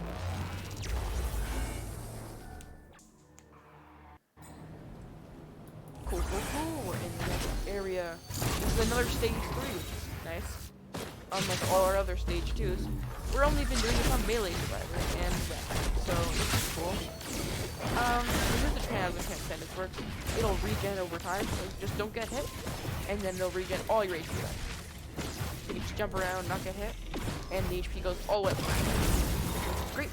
It's very helpful. So then you don't have to worry too much about HP regeneration items. You just get rid of them, and you get better items. We're doing 100 damage per hit, which is absolutely amazing, actually. 100 damage per hit is quite a lot of damage. So Loader is very, very good for damage, but he's slow. That's the only problem. If you want to make him faster, just get Soldier Syringes for attack speed, and you'll be good to go. So we almost have enough money to have the medkit printer, so we don't want that. We can now actually grab this and instead have some money to buy something. So So here's a few more options are. I think I'm going to be taking the bleed, because bleed is quite good. Not for loaders, but just bleed is a good thing in general. It does good for hit damage. It's all overall quite good to have. So these guys are called greater wisps. They're pretty much buff of the little red wisps you see a lot, but they're strong. Be careful of them. Greater wisps are extremely strong and can run and run very, very quickly. So let's take that. And he's gone. I'm just gonna loot up a little more, then we can just find this teleporter and get out of here, because we don't want to be here. I think I'm fine. So basically, I can show you guys what fireworks do. Open. Basically, what fireworks do, essentially. Here, let's show you guys what so I'm just gonna scrap. This is a scrapper. It will turn some items you don't want, transform them into item scraps. And item scraps can be used in printers, and those printers can like print out a new item for you. An item scrap will always be used before any of your other items. So if you want to print out an item scrap, print it out, and then the item scrap will basically choose that first. So yeah, it won't like choose any of your other items that you want to keep. So if you want to keep an item and you don't want another item, use a scrapper. That I put in the like already. Use a scrapper, and it'll then scrap it, and it'll choose that item first. There's fireworks, it'll shoot out those things like you saw, and do pretty good damage. So let's just actually deal with all these guys. They're blind tests, they're annoying. Blind tests are, they're not, I wouldn't say they're as annoying as wisps, but they're pretty annoying still, so be wary of them. So let's see what we got for in terms of choices for things. We don't want a medkit, we just got that. So don't think we're gonna take a medkit. Go to chest. Grab that. And there is a lunar capsule. We don't have any lunar coins, so we're not going to go for that. And there's more springs. Bam. We got a disposal. This thing shoots out a volume missile. It's pretty self-explanatory, to be honest. Shoots out missiles. That's what it does. Self-explanatory. I think we should just find the teleporter and get out here. Because I don't really want to be here. This is a kind of annoying place to be. So that's why we're going to leave as fast as possible. If we can even find the teleporter. And it's underground. If you see random things and you don't see the teleporter, most of the time it's underground. On this guy here, the beetle queen will spawn, or whatever boss you are right now, will be spawning on top of he will, or he will, up on top of this cave, so it's no clear. Nope. Back where it is.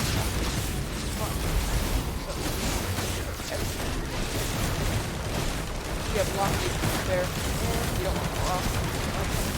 Let's check out this blade. This guy is gonna be double run, so let's go last round. There we go. And that's heal. Not really. Where are you playing in my head? From that video when you change it, but heal. Now we can just go back downstairs and try to teleporter. That our little Zack thing should be a little damage for us, so we can head back down to the teleporter.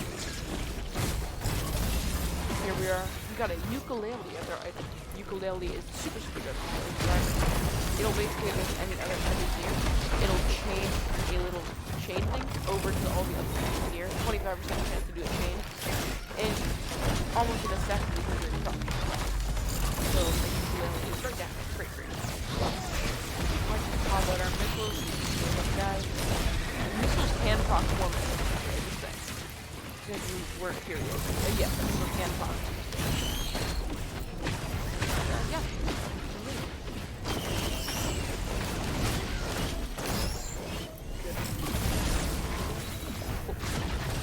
So, as well, if you guys do enjoy,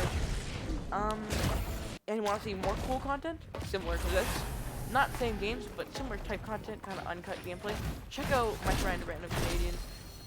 He's a great guy, has a great channel, so if you're interested in stuff like this, check him out.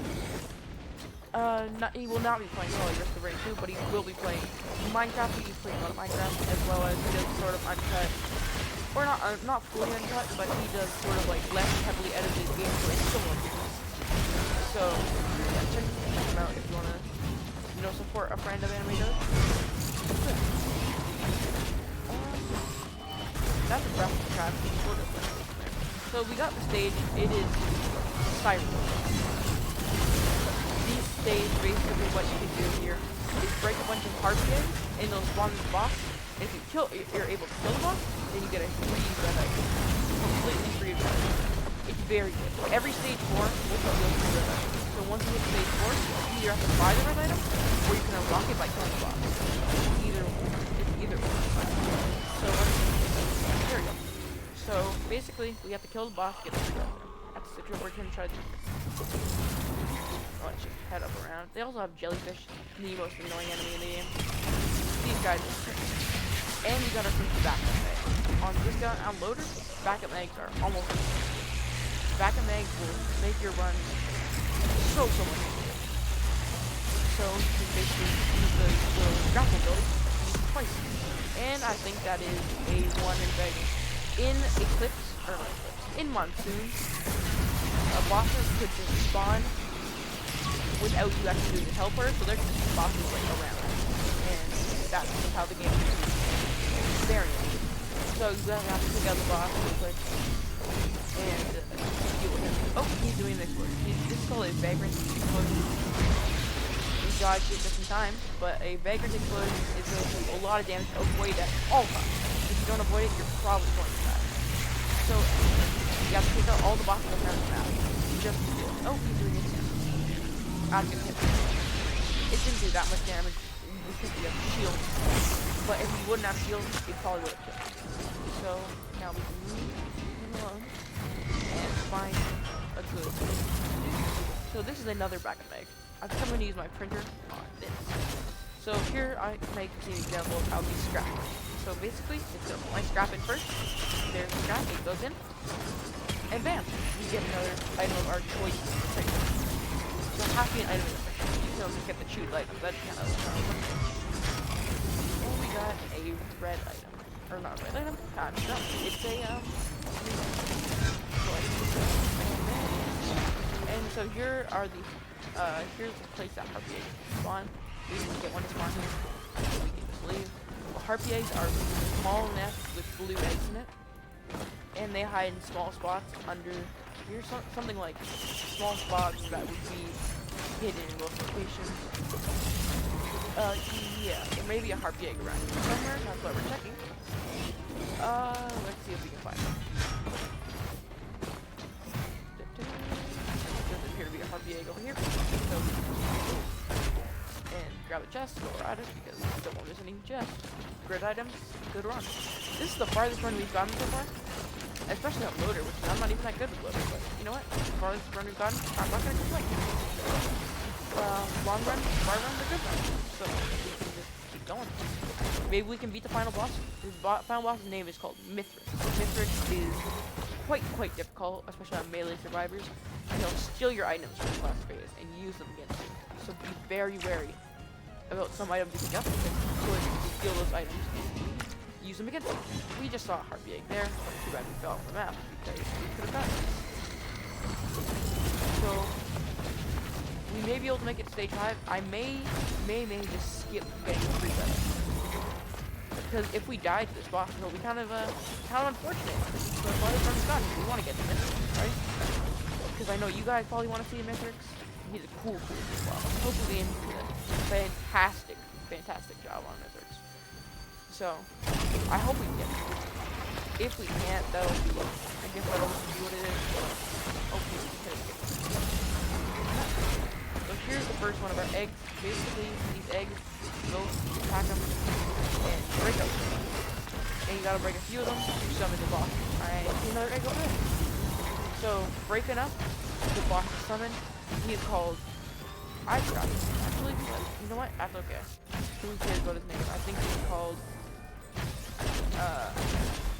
Alloy War. He's called the Alloy Worship. There we go. I remember. He is the Alloy Worship. And he's strong, but not too strong. So it'll say, yeah, once you break enough, it'll say your spirit isn't worrying. And then when you break one more, the Alloy Worship unit is going to spawn in, and you're gonna have to take it out. Let's break one more.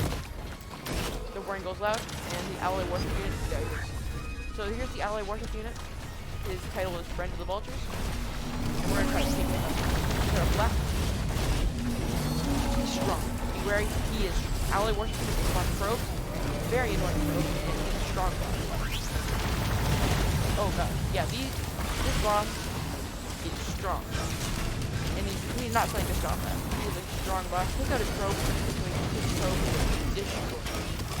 And you don't want that. You don't want to get destroyed. That's kind of that's cool. Oh, you got a plastic probe. That's a probe down. Look out. Bad boy here. He's gonna be annoying. If he's blasting little fireballs at us, we're trying to fight a big boss. Already seen him so far. So we don't want to deal with these guys. Fun and games. He's gonna be able to take that out. And we're just gonna run away. We can also always do up, hide behind something. It'll be good. So yeah, our shield generates. We can go back to wailing on them. That's the great thing about shield. It regenerates easily, so you don't have to worry too much. And about it, it's fun to have. Not to worry about too much damage. Nobody likes trying to manage all their HP and making sure everything's fine and not gonna die. Nobody does that. It makes the game more fun. So if you just stand on top of this guy, it can be very hard for him to hit you, especially if you go behind him. Put behind him. So it's gonna be very difficult. People always trying to look at you. Behind him. Yep, he puts on back. Unlike Bandit, this kind of backstab. But if he did, that'd be great. Not really hook on, because I did a 30 backstab there, so I'm just trying to grab Bandit and try to blast away at him. This guy is pretty tanky. He has good armor, but I think he can do it. He has a good amount of HP, and he got knocked right out. He is a half a game. I don't know why, but his HP went up. Weird. Oh, there we go. He activated shield from the front. Big explosion. Yeah, out of those explosions, they do a lot of damage. Those explosions are deadly. They'll knock you up and you'll die of fall damage. Because the fall damage is kind of very good. You don't want to be in this. Oh, and we got knocked off. This is like that maybe painful when you're fighting this guy. You're gonna get knocked off every time melee survivor. It's gonna be so hard to hit this guy because he's a flying enemy. So just be wary. If you're a melee survivor that's not loaded, you're gonna get knocked off and got a lot. Just keep that in mind when you're fighting this guy. But he's almost dead. So yeah, 3 red legendary items. And a legendary item. You know, it could be bad, but also you always want to try to do it. Just because you never know if you want to be a fair player. It's sort of a gamble. Is it a waste of time? Is it not? That's kind of the thing. Item. Anyway, blast red and all that. He does like slowness debuff. Here's the fall damage thing I'm talking about. He launches you up really high. Good thing we don't care. We have a lot of HP. We have 1,000 HP. It's very good. And we can just blast away at him with our melee attack. And we're done. We don't have to do that. And he should be almost dead now. He has 5,000 HP left. And the red item, so see these like little balls in the cage, kind of black balls. The red item will that's the location for them. So he's almost dead. Blast away. Bam. Bam. That Alloy. His probes do not die with him, so just be wary of that. You don't kill his probe doctor. And the red item we got was a symbiotic scorpion. Basically, every hit on the symbiotic scorpion will reduce somebody's armor. So every time I hit somebody, their armor goes down by 2. So it's very good to continuously just like do more damage and more damage every time you hit. Your damage is keep going. Very good. Very nice ability to have. Okay, let's grab a little bit more loot. Maybe just loot the stage up as much as I would like to. So we'll grab a little more loot. And then we can leave. Here's the advantage of having lots of swings. You can have great movement and not have to deal with too much like cooldown waiting. It's quite nice to have. Swing here. Get a free firework pop. And let's do the teleporter. Let's see what boss you get.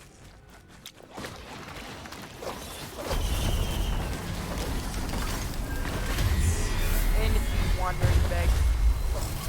I don't like it. And it's 2 in 1, actually. So the farther you get into the game, it'll spawn 4 bosses. So it'll spawn 1 boss, and it'll also spawn 2 bosses. Most of the time, when you get farther into the game, it will spawn you more than 1 boss. So that's 1 down, and it's going to be yeah. And if you use Shrine of the Master, you'll have to do 3 bosses too, which could be risky, and then again, if you're strong enough, it's pretty good. So, yeah, this Wandering Beggar's over this. You put a bag, it explodes, and kill him before you die. And, yeah, the Wandering Beggar's dead. We have $5,000, which we're going to get a lot of it. Last video.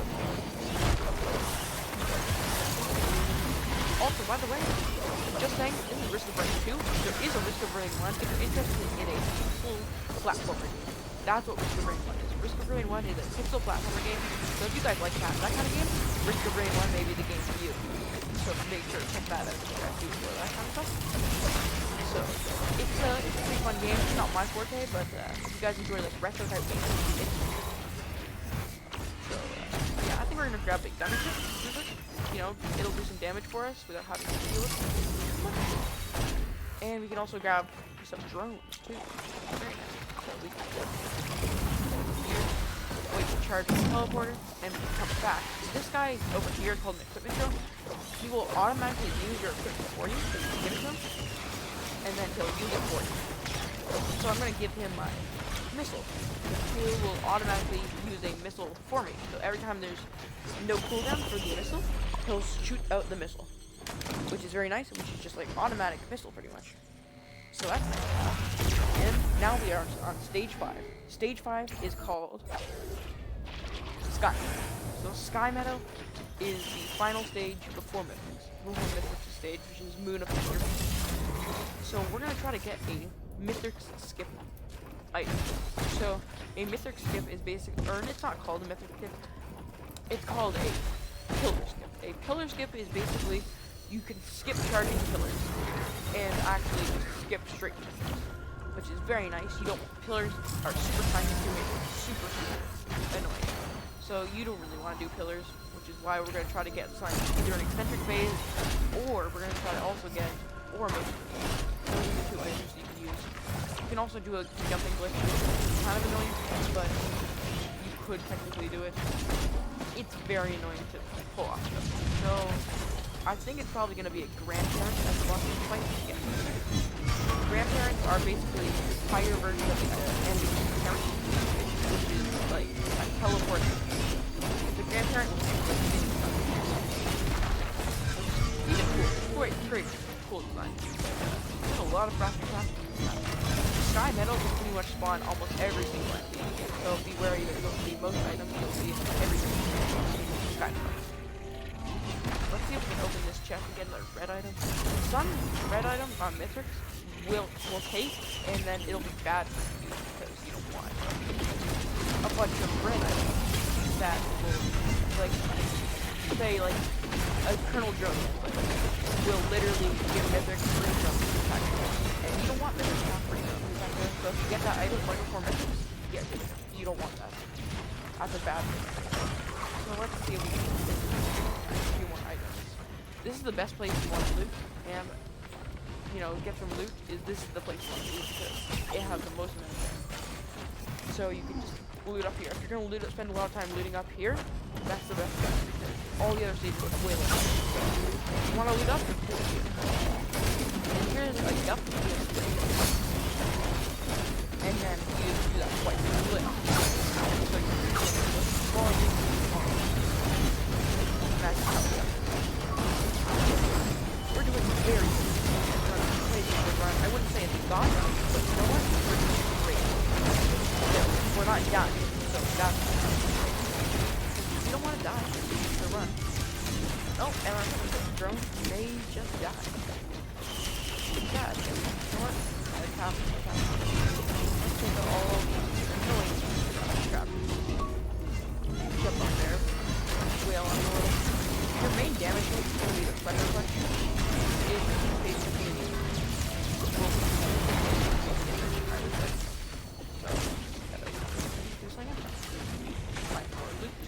before doing a teleporter. Teleporting on this stage is hard. Teleporter, I just warn you, it's going to be difficult. It also looks different than all the other teleporters, so if you see it and think it's not a teleporter, it is a teleporter. It just looks different. You'll see what's different. Grab chat.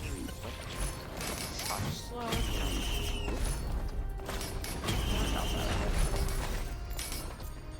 And after the rusty key won't do anything for us because it's not going to spawn, I don't think so. The other stages. Oh, and a void item right now. That's quite it's a yellow. Pretty good.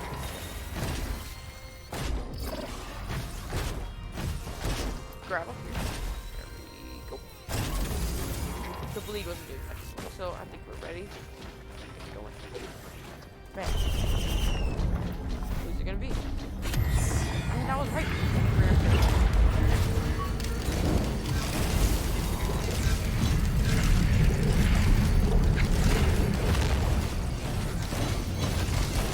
So the grandparent is like from base enemy, and I'm coming right on his ear, so I don't get too much. He is like, he shoots with the sun, he does a lot of damage, be careful. Those suns will destroy you, but we're gonna fix that now. Too much. And yep, the grandparent's dead. And we got another glitch. It's more free damage for us. Which, who doesn't want free damage? And it's time to get the final boss of Risk. There's also a final boss of the Void DLC, but we're not doing that. I don't want to spoil the Void DLC. Anyone who's planning on getting it, you can find here. We're going to do a separate video for the Void DLC boss. But for this one, we're not going to do the Void DLC. We're just going to do the normal. Because if you get spoilers in the Void DLC, it's going to be a lot better fun for you guys to check out and play, have fun playing. So I don't want to do that. Video. To give you guys a chance to play it after seeing this video. By the way, this Molotov should have those really good damage to have. But other than that, it's pretty good. Quite a fun item to use. Sounds like great on Mythic, but you know what? You could do a skip of surprising phase. Other than that, that's like great. So now we can do the next stage. This stage will give you some rest, is what I'm going to tell you. Here we are, the final boss area. Commencement to the lunar picture. So we're just going to try to zoom our way up here with the power of loader move. We can do that pretty easily. This is a humongous stage. This stage is really big. Considering this area here is the opening to the stage, you can just tell this stage is going to be big. So you're going to walk down this whole long corridor. You can skip it pretty easily using loader, but here's the map. It's mapping ginormous. Over here will be the Shrine of Order, which will orderize all your items into the same item. I don't recommend doing this before Mythics, but you can do it after. And here they spawn lunar items, or lunar enemies. So these guys, these guys, other things, better guys, lots of cool. Very fun. Lots of fun stuff to do during the main thing you're doing here. What we're gonna do is first of all, head if you want some items you can trade in your other items for, head to this area here. So we're just gonna zoom over there. These two broken buildings, these guys have little cauldrons, I guess, on them, where you can trade in some of your items for red and green items. Very cool. So our first one would be a Deal's Best Friend cauldron. I don't think I want that. A hard light afterburner with cooldown stuff. We need that. We could take that actually. I think I'll be taking the hard light afterburner. it will take our free action. So, yeah, definitely want that. Very much, hardly. So, I think we could probably, maybe do it. Okay, that's 2 part land. I think we lost our movement speed, but that's okay. We can just like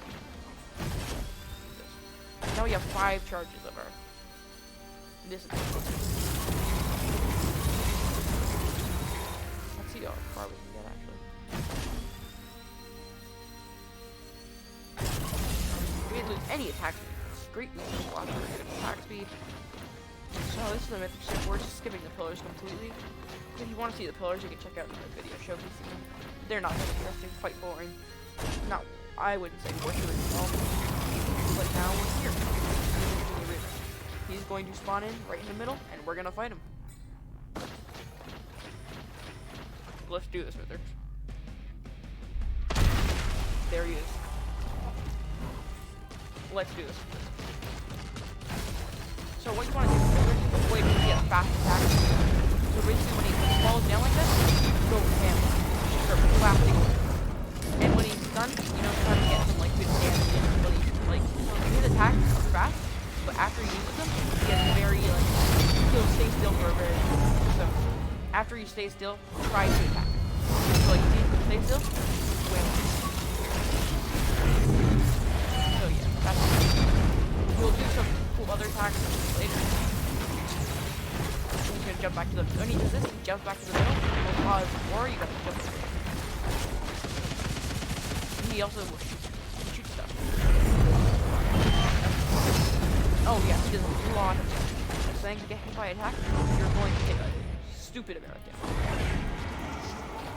Good thing we have this to heal back. We went avoid his attack and then wail on him. That's how you can pretty much heal. He's gonna come back. Land down. After you kill him, there'll be another phase of fighting lunar enemies. I guess fun fighting lunar enemies. That part of the phase. And we want to run away and heal because he's scary. Really gonna be chasing away. He'll target your drone if you're too far away, which is fun. Get your drone. Aggro from mythics. And your drone will take the aggro instead. You can always just stand up here, completely avoid the shockwave. Oh, never mind. Shockwave goes up. Travel the wall. I'll just head up because, frankly, we don't want to die. Nope, heal. Oh, yeah, he'll jump back. Might take down. Wail on him a little.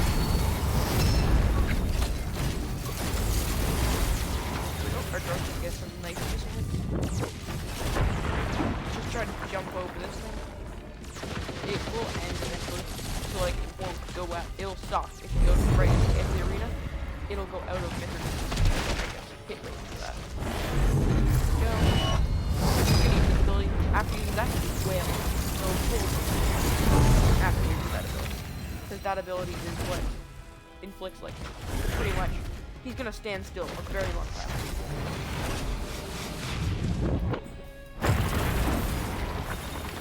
And he's almost done, but it's going to there's gonna be lots of more fixes. So let's wait till he slams the hammer down on him.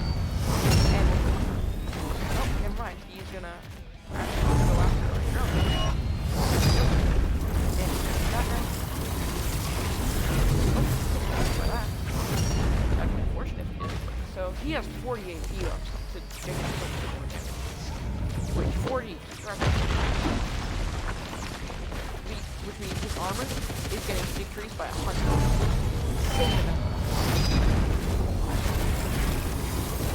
And that's right, melee characters are super fast. He's super hard to beat. That's just the downside of being a melee character.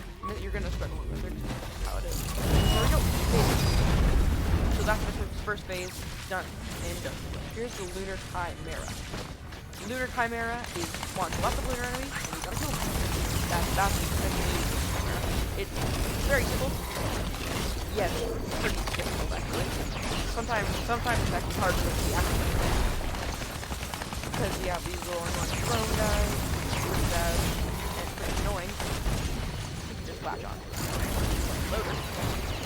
You know what? You know? And you can't really fight back because he's kind of stuck. And take out the flying enemies first. Flying enemies are what's fun. Anyway, these guys are the most painful, annoying, really big. Other enemies are not too bad. Really. First.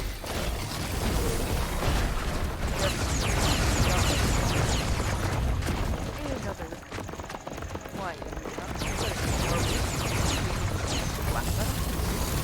Never mind. We're not gonna fly that.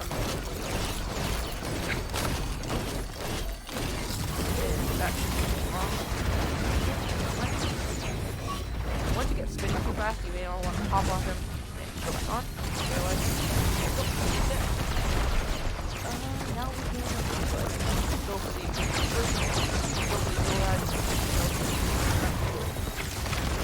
they have those, you know, they will drop fire from them, and that's a lot of damage. The fire will destroy your of the fire. And now we can go. Oh! And that's unfortunate. We do not kill this guy. Quite unfortunate. As far as we've gotten now. Next is Acrid. Let's get ready for the Acrid run. Next up on our list is Acrid. Acrid is a melee survivor who does poison damage, and I'll show you guys all of its abilities once you get in the game. Here we are with Acrid. Let's get up and let's start. Bam. Here's Acrid. He is a melee survivor. He will do this pretty much. He shoots after the M2, and then he jumps, which will jump up and slam down to the Acrid. He also will throw those poisons and spread poison. As well, just do note, Acrid the poison on Acrid will not kill enemies. It'll get them to 1 shot, so 1 HP, but it will not hit. You know, also, if you keep attacking, if you tackle a sprint, it'll make Acrid attack. Keep attacking sprint instead of you either have this, or you could have this. You obviously fast. Oh, just do sprint cancel with Acrid. Pretty easy. That out. And let's get our first item. It's very unfortunate for the loader run, but you know what? That's how risk averse gonna be. It's never be fair. So be careful if you're playing it. So I'm probably not gonna get too far on Acrid because he's pretty bad. I know a lot of fun Acrid people, like good Acrid players. Sorry. I know a lot of good Acrid players, but Acrid, in my opinion, pretty bad. I would probably stay away from him.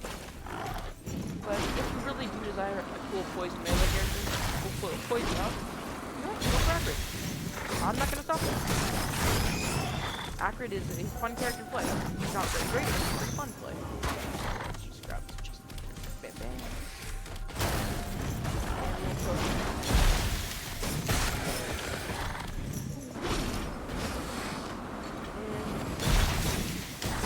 By the way, I may start doing YouTube live streams. If you guys want to see YouTube live streams, just tell me if you do, tell me if you don't. Because I'm not too sure if I do one after you start your live stream. Just yet. But if you guys want to see it, well, you know, if you guys want to see something, I'll probably do it for you if I'm able to. Also, I may be doing some 3D printing content for cool video game characters that I can make some cool models for video game characters that you guys request on my Discord server and that stuff. So that's good as well. So there we go. Got a cool board. Yeah. I think I'm just gonna go teleporter. I don't want to deal with this map or after. So hopefully don't die though. I still want to have decent content, not just die out of this run, right? That'd be kind of boring. So yeah, let's go. So go. Let's run over here. Also, I'm kind of curious. Do you guys want a more edited style, or do you guys want less edited, more uncut like? Like, would you rather have it put in more editing, or like more jump cuts and more speed up, or would you rather just have more unedited? Like this. I'm not too sure, so you guys can tell. And stuff. I think accuracy is more than capable of doing this. I think accuracy is more than capable of doing it. So the poison will do a percent of their health in damage. So just keep that in mind. If you position this right here after jump it, put it right in the poison for the laser chase. No, I don't like it. Flash away. Do a little active sprint cancel.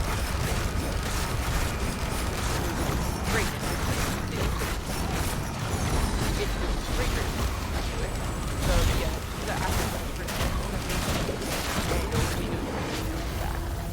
So, and we got his body. More HP, more regen. Very nice to have. Accurate is basically, when you're playing accurate, you pretty much never need to use quad. So I recommend if you find an item called Visions of Heresy, grab it. Visions of Heresy is the item that turns your main attack into a ranged attack. That's quite nice. I would recommend getting on accurate because accurate is basically ranged character. He never really does that. So accurate is basically it's weird, but that's just how it kind of is. Chasing on the field, but we don't really affect it. There we go, we got the bug. Give him a stomp. And let's move on to the next character. Here's a little model for Acrid. He has like little dinosaurs. There is some items, or not, there is some characters in Risk of Rain 2 that were not in Risk of Rain 1. Or sorry, there's some characters in Risk of Rain 1 that didn't make it in Risk of Rain 2, which is weird because some cool characters like Shaft did not make it, which is weird because like they're really cool characters. They may still be in development. We'll never know. We'll see what Gearbox does with it. Gearbox is the new owner of Risk of Rain 2. Why I'm not gonna say Gearbox because Gearbox is the current owner of Risk of Rain 2 IP. So yeah, that's why I'm talking about Gearbox instead of Hoku, because Hoku's I definitely wish Hoku could still sell it to Gearbox, because Gearbox can have the best track in terms of game development. You know what? That's okay. We'll see what they do with it. They haven't released any updates. So I feel like they're doing it, which is quite unfortunate because this is Rain a great game. But you know what? It's okay. And I'm trying to save up the big chest over here. Another one, maybe right now. And it's about $107. Let's take out Colossal Wiper.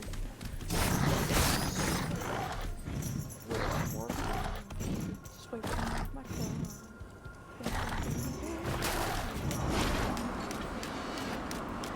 Yeah, okay, that was good. But you know what? I'd have fun. That's what it is all about. You know? Having fun. I'm not really in this for the money. I'm really just trying to have a nice channel, have a good community, grow my community, and have fun with all you do. Grow a good community. And also, if you're watching this video and you've made it this far, it means the world to me that you guys are really supporting and you guys are watching my videos and enjoying watching them. Because, you know, for a small YouTuber like me, it means the world to have people actually enjoying and watching the content. So, really, thank you guys for making it this far in the video. I really just grab this big chest over here. And we got ice carpet. Basically, once you kill an enemy, you move faster for a little bit. Like that. It's fun, I guess. It's not that weird.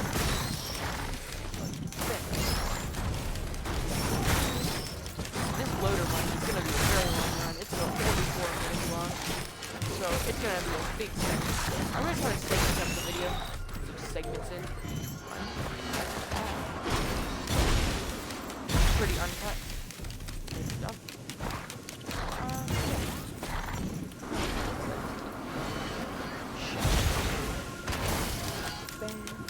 I wish it was sort of like Bandit where it didn't have to space. It doesn't. That's not how it works. I'm just going to teleport because I don't want to waste too much of your guys. Or might not. So, it's teleport. I'm not too sure what the teleporter is, so that's the only problem. It's kind of hard to find a teleporter when you don't know what a teleporter is. It's probably not good though. And there's another enemy. Sad. And I was right. It's back here. Grab a little utility chest. Accuracy ability will cancel your fall damage, by the way, if you guys are wondering. So you don't have to worry about taking fall damage when you want to.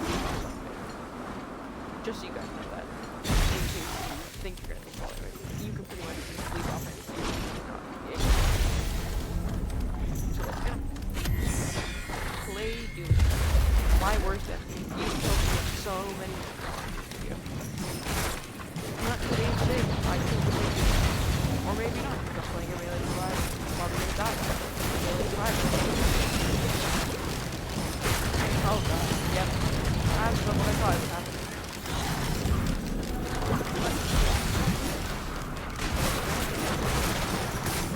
Use some slicing. And yep. Play Doom Fire. Another body. Body of activity.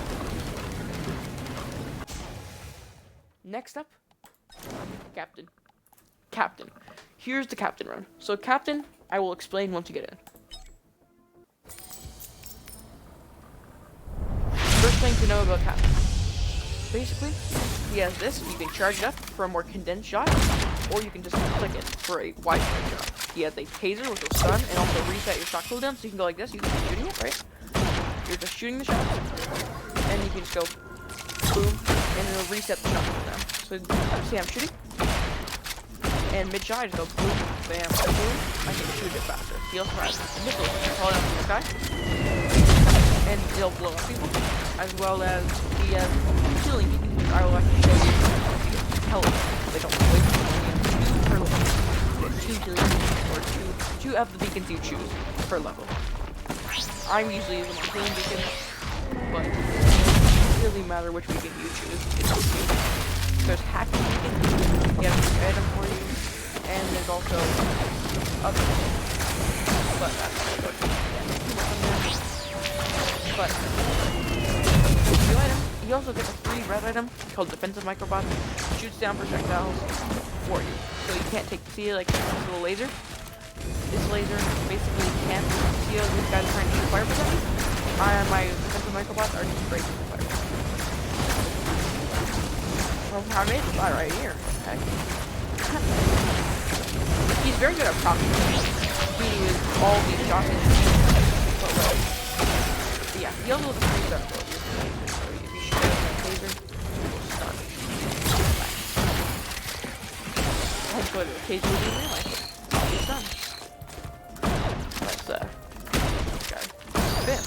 Cool. Let's head over to the teleporter because I think I'm ready. I'm playing Captain, so Captain, you can probably rush to the teleporter with at least like one item and you'll be fine. Go to for movement speed. Teleporter's not down here, but have a printer of sorts. Plus one progress printer. Let's run over. Everything's super quiet. Oh, they're right. More enemies are not spawning. Cool. Let's see if I can just run over and start it up. So here's the beacon. You have to choose the location of the beacon, spawn it in like that, and it'll rain down from the sky and make you whatever beacon you choose. So the teleporter. You love having to not do it like more box. Not going to do that. And our little healing zone.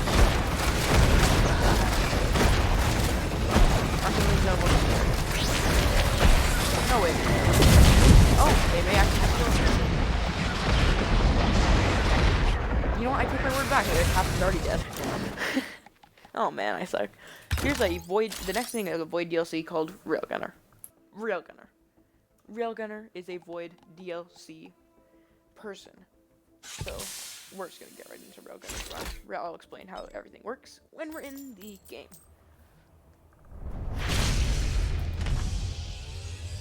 Railgunner. He has one mode, which is shooting auto-targeting things that will auto-target your enemy. This these clubs. 3 weak damage, and he has this, which is a sniper. It'll tell you locations of the enemies on the map, as well as you're doing guaranteed critical strike if you hit them within this red box. So you'll see when I find another enemy to hit, and it'll do a guaranteed critical like that. Blast them does very amazing damage, probably the best thing for Railgunner. Then he has these mines, which will watch you. You do still take fall damage with these mines, so be careful. And then he has this one, which is charged up this massive mega shot, which does a lot of damage. A good, like, a lot of damage. Crowbars are very good on Railgunner. Crowbars can make your first shot do a lot of damage. Your first shot will normally be a sniper shot. You make your sniper great.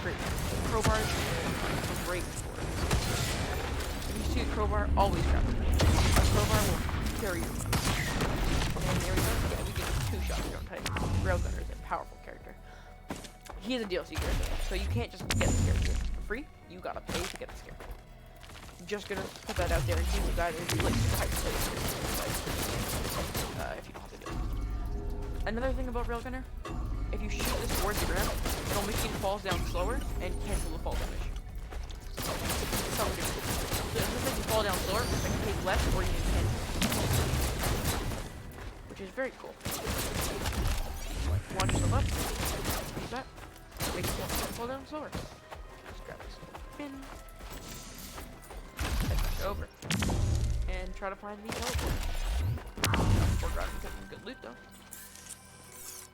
Yeah, you know what? I don't think I'll show you guys why you don't need loot for the first stage of Railgunner. Actually get some money. But I'll show you guys why you don't need loot. Because you're probably, for the first stage, you're gonna almost break the glass. Like you're gonna shoot your like special mega railgun. You're gonna shoot it once, and the boss is gonna do that. That's just how powerful Railgunner is. It's a very good thing. Crit on Railgunner, you can get that like delicious like double crit, but I wouldn't recommend getting crit just for the fact that you already have a guaranteed crit with your sniper. You don't need more crit if you already crit every time you shot with your sniper. That's why you don't really want to grab crit. And see there, it cancels all fall damage I would have taken. And also, basically, it has a chance to make you guys hit, right? It has a chance to like throw lines like that. Those little lines stuff. That's what's best. And you want to pick up the skyward for us. And so there's something.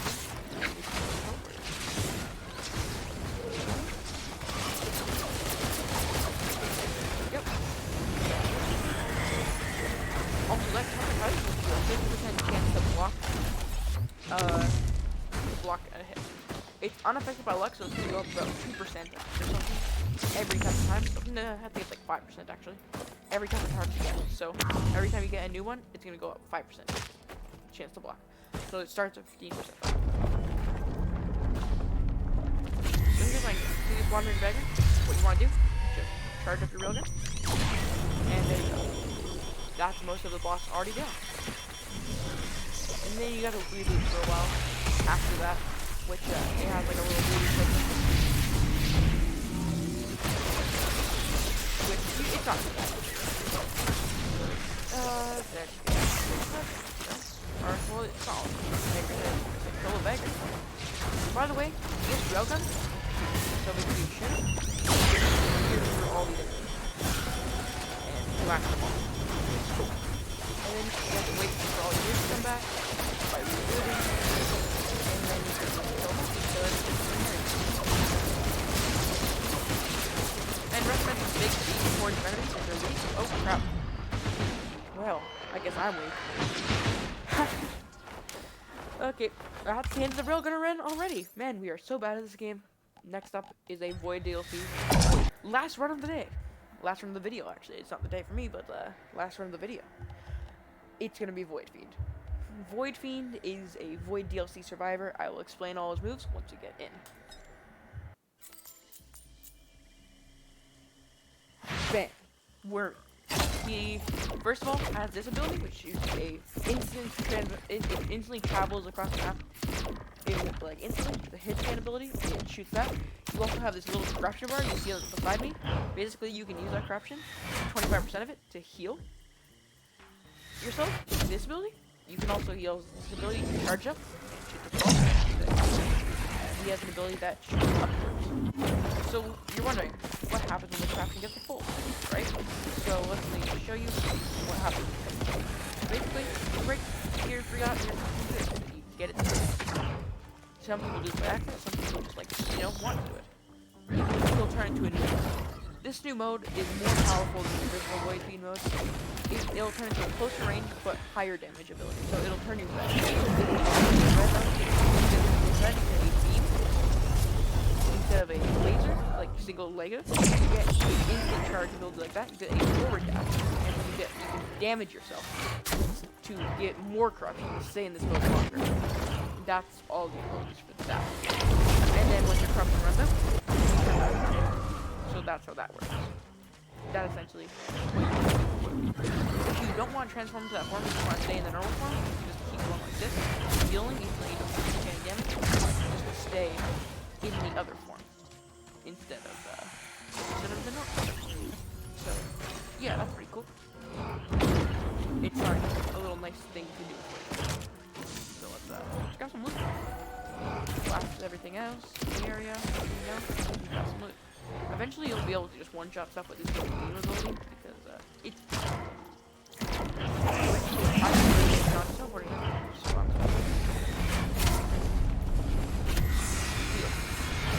So this beam is clean. I'm talking this thing red. Oh no.